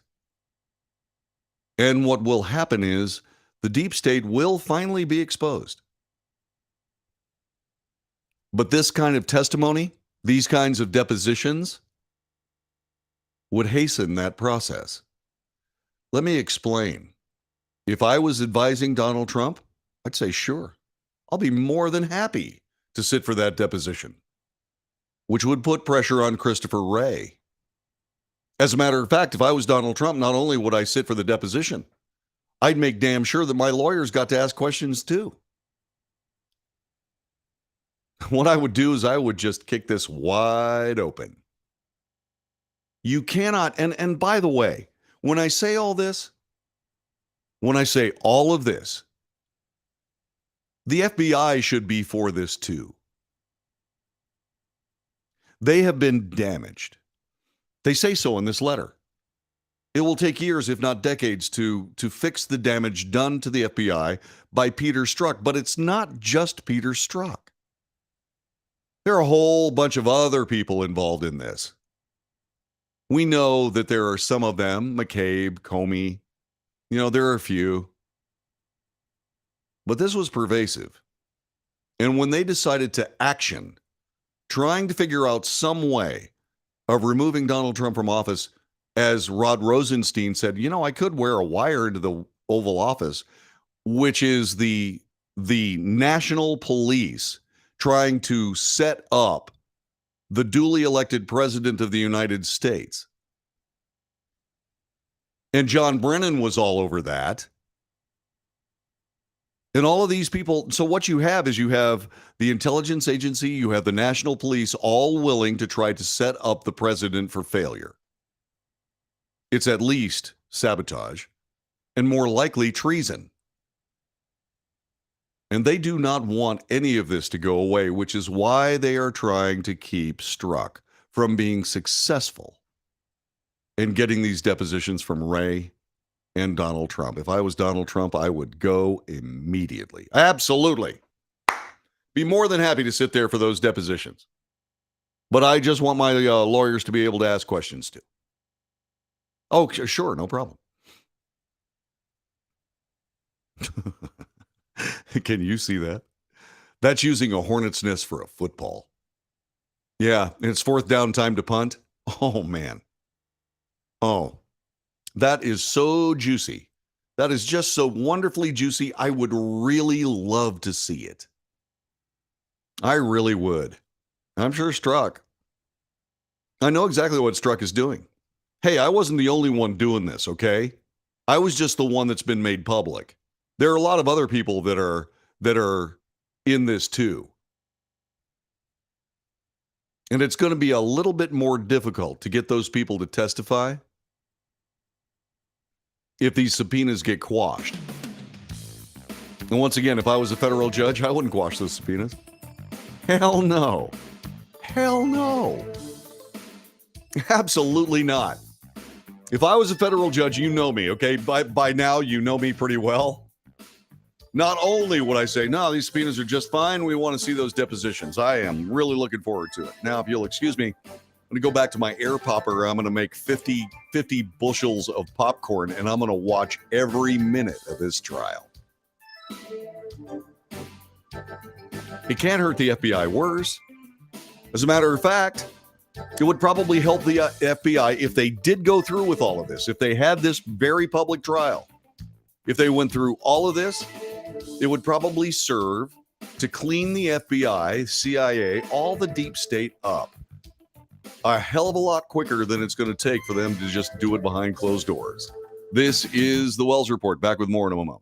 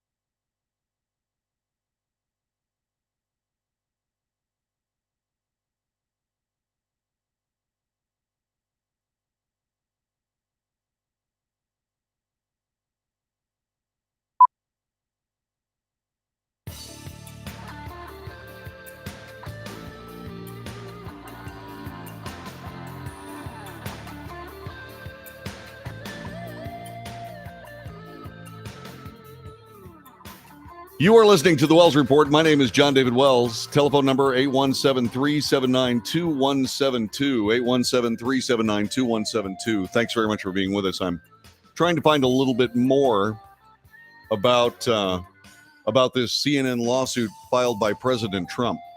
By the way, this is from The Guardian. Okay? The Guardian is doing something that I'm doing. They are asking for financial support. And The Guardian is a fine offshore media service. I spend an awful lot of time with offshore media services. Reuters, specifically, even though they're a little biased. The Guardian, the London Daily Mail. There are a lot of different journalistic sources I use to be able to bolster, disprove, or broaden the amount of information I give to you every day. And so the Guardian in the United States, apparently operating on a shoestring, is asking for financial support. So am I. If you believe this show is valuable, please do support it. Go to patreon.com/The Wells Report. patreon.com/The Wells Report. All you got to do, throw $1 a month. It's $1 a month. There's a Patreon creator that I spend a lot of time with. His name is Aaron Amick. He is a former United States Navy sonar officer, and he has been throughout the years providing all kinds of information on navies of the world and their capabilities. And it is just amazing. I wanted to be a submarine officer. Well, he ended up being on a submarine for his entire Navy career. And what he's doing is he's sharing some of that world. So I throw $1 at him every month, $1, and I get access to his information. I would appreciate it if you would be kind enough to do that same thing for me, and ask your friends to, and make sure you subscribe to the broadcast anywhere you can. The more you do that, the better chance this broadcast has to continue. So at least think it over. Thanks. So this is from The Guardian. Donald Trump sued cable TV network CNN, claiming defamation and seeking punitive damages of $475 million, according to a Florida court filing today. The U.S. cable news station attempted to smear the former U.S. president, quote, with a series of ever more scandalous, false, and defamatory labels of racist, Russian lackey, insurrectionist, and ultimately Hitler, unquote. The lawsuit has been filed in federal court in Fort Lauderdale. Quote, beyond simply highlighting any negative information about the plaintiff and ignoring all positive information about him, CNN has sought to use its massive influence purportedly as a trusted news source to defame the plaintiff in the minds of its viewers and readers for the purpose of defeating him politically, unquote. What you need to understand about this is that this is an open and shut case. CNN, in order to keep themselves from just absolutely being fleeced, really needs to settle this lawsuit immediately. I'm really surprised that President Trump is only asking for $475 million. Remember, there's precedence for this, right? I mean, there is no doubt about the fact that CNN defamed President Trump. And this is just one of them. MSNBC is next. And perhaps ABC, NBC, and CBS. Now remember, I pointed this out. 95% of all media coverage of President Trump was negative. 95%. That is simply not real. That's simply not real. And they called him everything except a dishwasher mechanic. And he's going to take a lot of money out of this. And he should. Something's got to stop all of this mess. You're listening to The Wells Report. We'll be back with more coming up in just a couple of seconds. Thanks for being with us.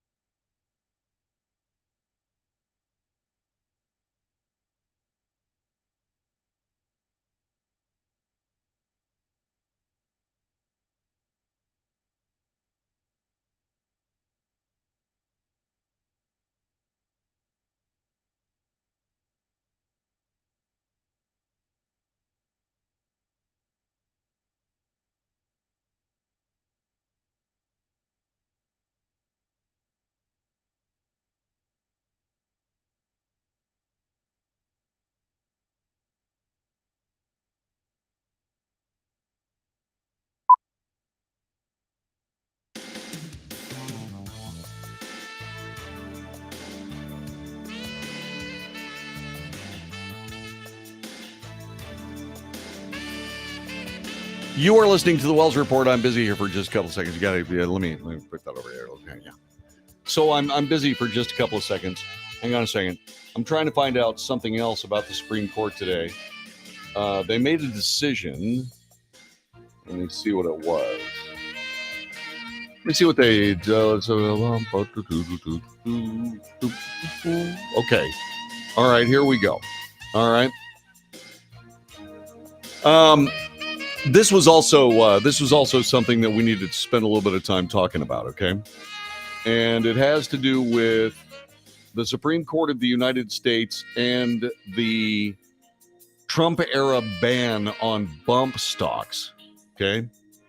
Now, the thing about bump stocks is you can do the same thing with the elastic you can do the same thing a bump stock does with the elastic band on an old pair of underwear.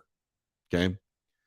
And nobody really knows anything about it, but honest to goodness, it's not something that is it's not something that okay, so there we go. All right.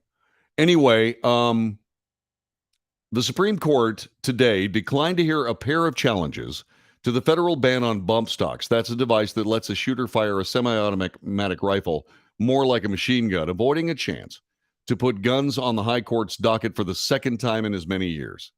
While the ban is opposed by gun rights activists, the legal question in the case dealt not with the Second Amendment, but rather with whether Trump had exceeded its authority under a 1986 law. In that sense, the case could have had broad implications for decisions made by federal agencies on a host of other issues.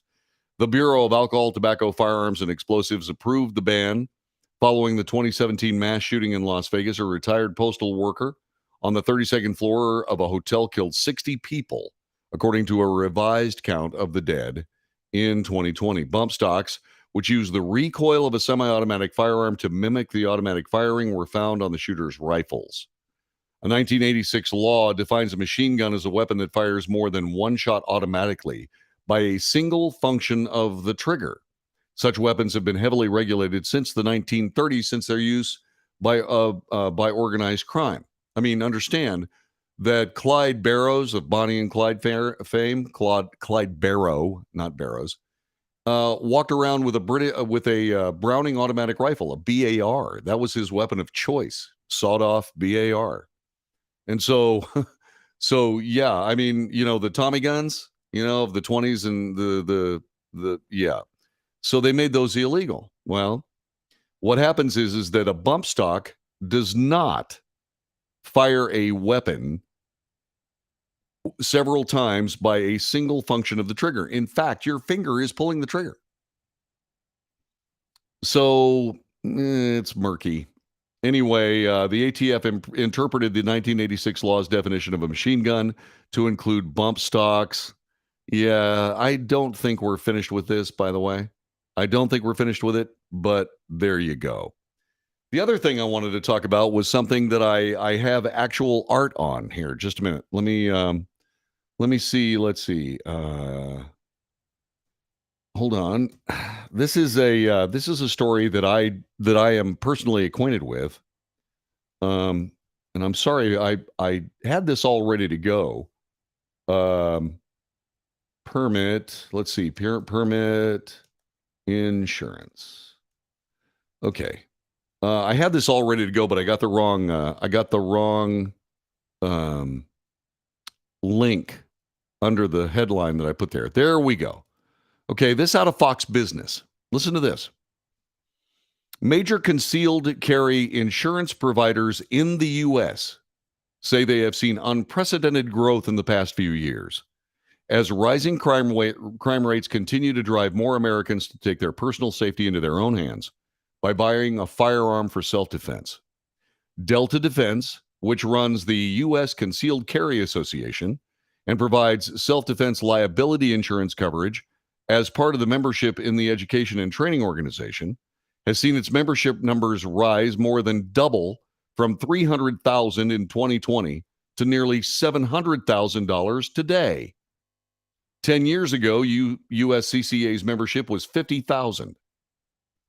Tim Schmidt, the CEO of Delta Defense and the president and co-founder of the USCCA, attributes the surge to the millions of brand new gun owners there are in the wake of primarily all the riots that happened in 2020. He's correct. A lot of people came to the realization, holy cow, I need to be able to defend myself. I'm buying a gun. All those new gun owners are seeking education, training, further protection. Competitor U.S. Law Shield, which launched in 2009, also provides education, training, and concealed carry insurance, saw an enormous surge in membership beginning in 2020. We had this combination of the last 2 or 3 years of COVID, civil unrest, gigantic increases in crime across the country. We saw a very, very unprecedented growth in our company.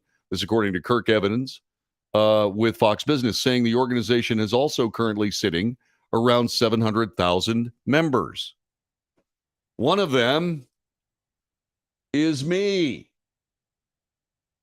I got this just a little bit ago, like a few days ago. I joined U.S. Defense. And the reason is because this is what you want to do.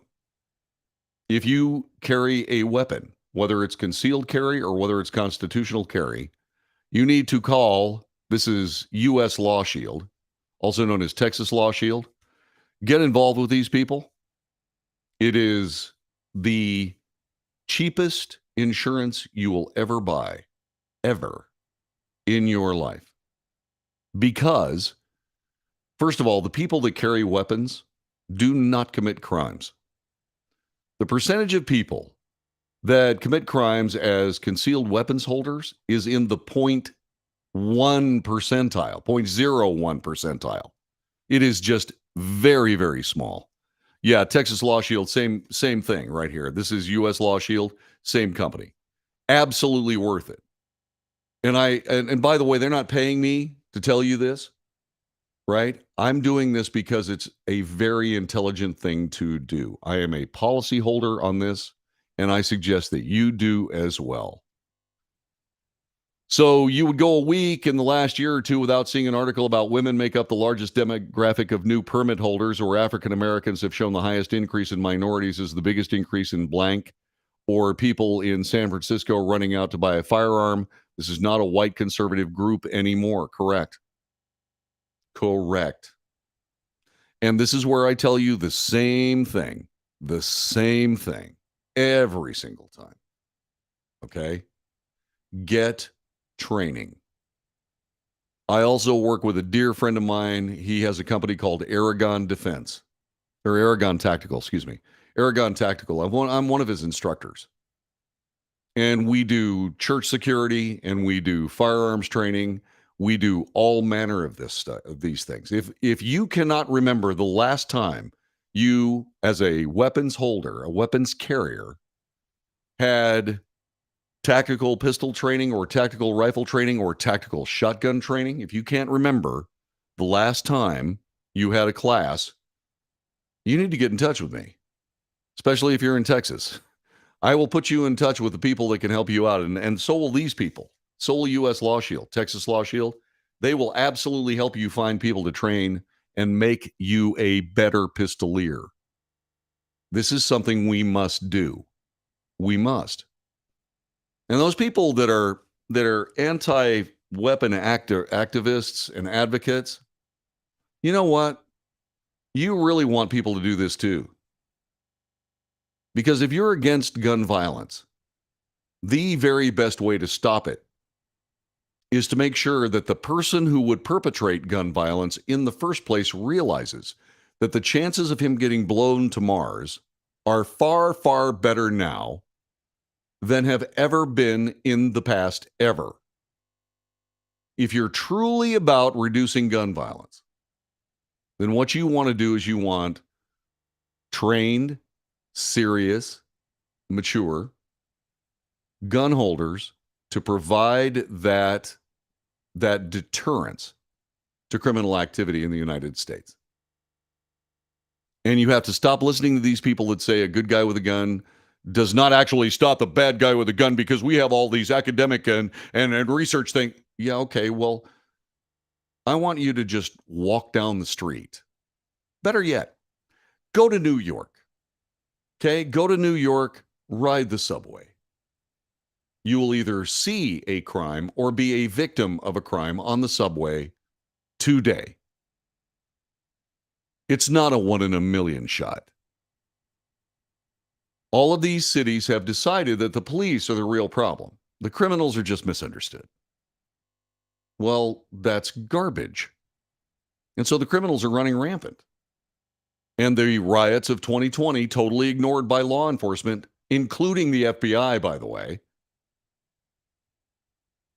that transmitted to everybody, hey, you know what we can do? Anything we want. And you know what? Once again, you remember that story last week about the 100 kids walking into a Wawa in Philadelphia? All the video in the world. All up close and personal video of all of those kids. And have we seen one FBI wanted poster where they actually isolated the faces and sent out wanted posters? Have we seen the Philadelphia Police Department do it? Have we seen anybody do anything to try to run those kids to earth? No. Well, John, it's a local thing. Why would we, the people? Yeah, because you want that message to get out. That's why. I mean, if you are a responsible media outlet, don't you think that would be a good idea to put that message out there? You know, that's exactly what the FBI did with January 6th. All those people that said, well, now, wait a minute, we just watched the entire summer going up to the 2020 election. We just watched everybody running the streets and killing people, blinding police officers, setting their police precincts on fire, up to and including burning a federal building. Well, you know, the Capitol is a federal building. Let's just go. They didn't even set fire to it, you see? Yeah. But the FBI put out wanted posters on everybody they could find. And we still haven't seen that for BLM rioters at all. Why? Well, it doesn't really matter why, especially in the conversation that we're having right now, because they're not doing it. Which means if you're going to defend yourself, you better do it.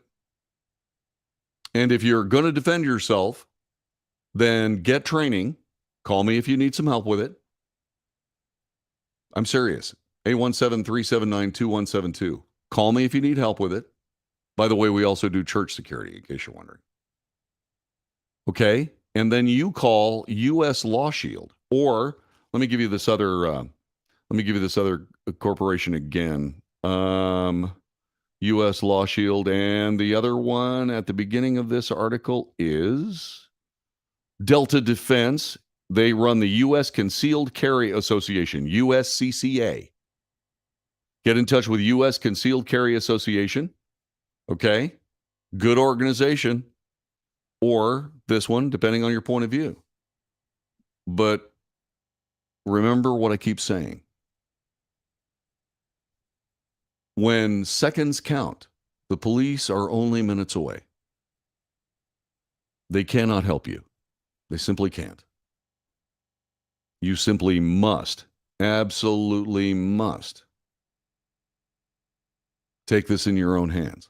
Now, look, guns aren't for everybody. I get it. Guns are not for everybody. Fine. Here's what you do. If you don't want to carry a weapon, carry a first aid kit. A real good one. I don't happen to have one of mine handy, but carry a really good one. You carry a first aid kit with you, and you learn how to use it. EMT training doesn't take that much. Okay? You can go through an EMT class, become a basic EMT, emergency medical technician, and it is absolutely worth it. Absolutely worth it. So either carry a first aid kit or learn how to defend yourself. But do one or the other, please. Okay? By the way, while we're at it, the Oath Keepers trial having to do with January 6th, Looks like it got underway today. I've got some information on that for you, and we'll bring that to you as we continue on the Wells Report. I got to get to the chat room. Let's see. What else gosh, Arthur showed up and asked me a whole bunch of questions. I got to get to Arthur Davenport, and Yvonne Field is talking about. Gary's on. Gary Olivier, is a Gold Shield New York detective. He's one of the guys I work with Aragon Tactical. Okay, so there you go. And I'm going to get to the chat room here while we're on a break. And then we're going to come back and talk about the Oath Keepers trial going on in Washington, D.C. Gee, I wonder if they're going to get a fair trial. Back with more in a moment. This is the Wells Report.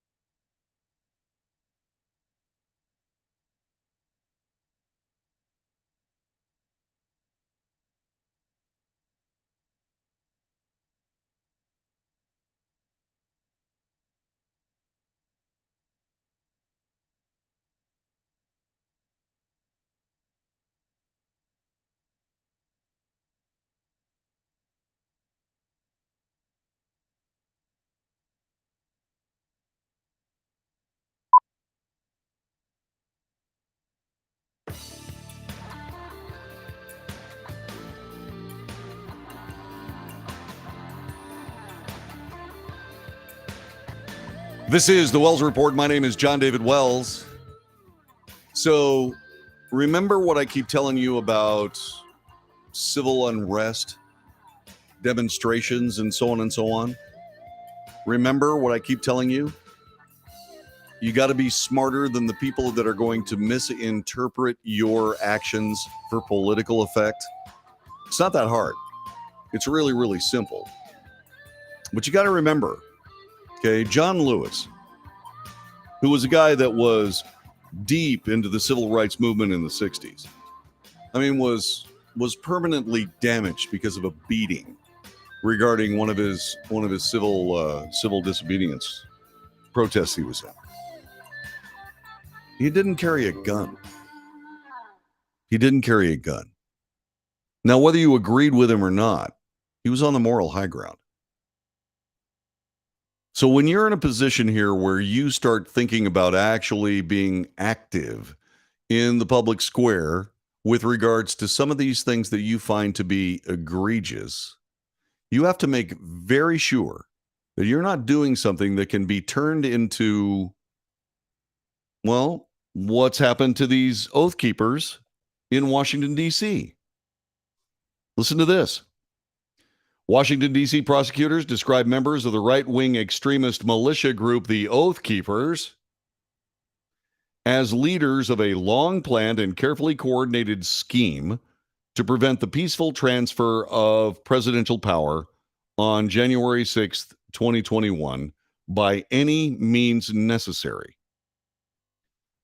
Notice the roles these 5 defendants played. Leaders, said Assistant U.S. Attorney Jeffrey Nestler in the government's opening remarks in federal court today. One defense attorney said the prosecution wasn't giving the full story. The government had it completely wrong. There was no doubt in the defendant's mind leading up to or on the day of the Capitol attack, January 6th, that it would become violent, according to the prosecution. One defendant, Kelly Meggs, wore a jacket with a patch on the back that said, "I don't believe in anything. I'm just here for the violence." The leader of the group was Stuart Rhodes, Yale-educated, eye-patch-wearing founder of the Oath Keepers, who remained outside the Capitol like a general overlooking a battlefield while his troops stormed inside. Stuart Rhodes kicked into gear. He would do what was ever necessary to make sure that power would not transfer.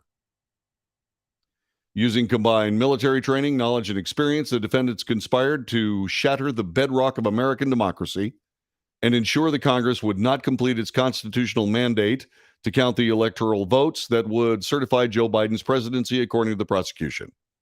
Rhodes' attorney, Philip Linder, claimed the prosecution's portrayal of defendants did not tell the full story, leaving out details that painted an accurate picture of Rhodes, the Oath Keepers, and their intentions on January 6th. He claimed that by the end of the trial, the jury would see the story of the Oath Keepers as told by the government and media since day one is completely wrong. You have to wait until you've heard the full story. Linder alluded to the defense intention to argue a novel legal defense that relies on the arcane and controversial interpretation of the Insurrection Act, a statute from the 19th century. Following a full week of jury selection, the prosecution in the federal trial, Rhodes and 4 other members of the group started this morning with their opening remarks. 2 defense attorneys followed. The five Oath Keepers on trial this week, plus 4 other members who will face trial in November, face a combined 13 criminal charges. That includes the rare and flashy charge of seditious conspiracy. They'll be found innocent on that. Sedition doesn't work. It just doesn't work. I'm surprised they were even charged with it. Which is to conspire against the U.S. government through the use or threat of force as an attempt to prevent the peaceful transfer of power or the functioning of government. John Lewis, a research fellow at the program on extremism at George Washington University, told USA Today it alone holds a maximum prison sentence of 20 years. It's not going anywhere. Okay, so let me point out a few problems with this in the first place. Okay, so the guy that they're going after, all right, it would be Stuart Rhodes, Yale-educated, eye-patch-wearing founder of the Oath Keepers, remained outside the Capitol like a general overlooking a battlefield while his troops stormed inside. And then they say of a guy who's standing outside the Capitol building, he would do whatever was necessary to make sure power would not transfer. Apparently not. He wasn't in there with his weaponry and so on and so forth. And an insurrection means weapons. Okay? It means armed conflict. All right, that's thing number one. So he's outside and yet would do anything to stop the peaceful transfer of power.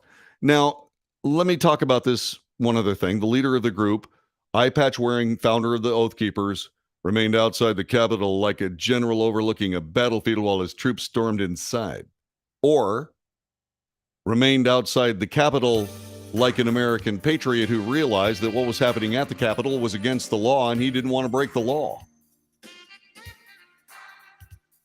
Which of those stories is true? Well, let's see. If he was going to do anything he could to prevent the transfer of power And he was just standing outside the Capitol. Huh. He obviously wasn't doing anything he could to stop the transfer of power. Yeah.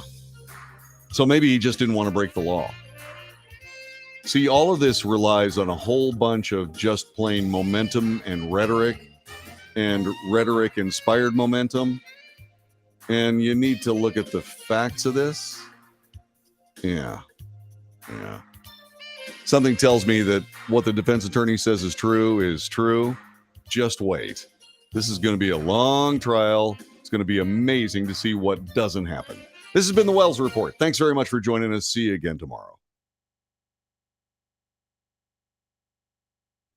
All right, darling wonderfuls. You are absolutely the best there is. Thanks very much for supporting this broadcast, okay? And thanks very much for being with us. By the way, all you guys, that took part in this, I sure appreciate it, okay? And no one had to answer for Ashley Babbitt's murder. Gary, do you know they gave that guy a medal? They gave that guy a medal. I'm still waiting. I mean, okay, I am not a federal officer, okay? I'm not a federal officer. I am going to be a level 3 security guy, which means I'll be armed security. I'll have the commission and everything. But I got to be perfectly honest with you. My personal rules of engagement, unless I see somebody with a weapon in their hand and their willingness to either use it on somebody else or me, I am not going to pull my pistol out of my holster until I see a threat of deadly force. What deadly force was Ashley Babbitt presenting? Anybody? Unbelievable. Yeah, they gave that guy a medal. Yeah, okay. Or am I an Oath Keeper member? No, I'm not an Oath Keeper member. But it's a great organization from what I understand. I mean, it's just as good as BLM, at least as good as BLM. Except, of course, they haven't killed as many people or burned as many people down, burned as many buildings down, or stolen as many washing machines from Target. Yeah. So there you go. All right, I got to go. By the way, if you're not a member of the Wells Report group on Facebook, would you do me a favor? Would you go join the Wells Report group on Facebook? And remind me I have to. Thank you, Cleo. And remind me I have to put something. I have to talk about this tomorrow. I want people to go to the Wells Report page on Facebook. I want you to join. Even you, Langston, punk. Kidding. Anyway, yeah, go to the Wells Report page on Facebook because I got some information there. And it has to do with something that you might want to do on Thursday. Okay? All right, I got to go. Long day. Thank you so much, people. Thank you, my friends. You've been so good to me. Thank you. And I'll see you tomorrow.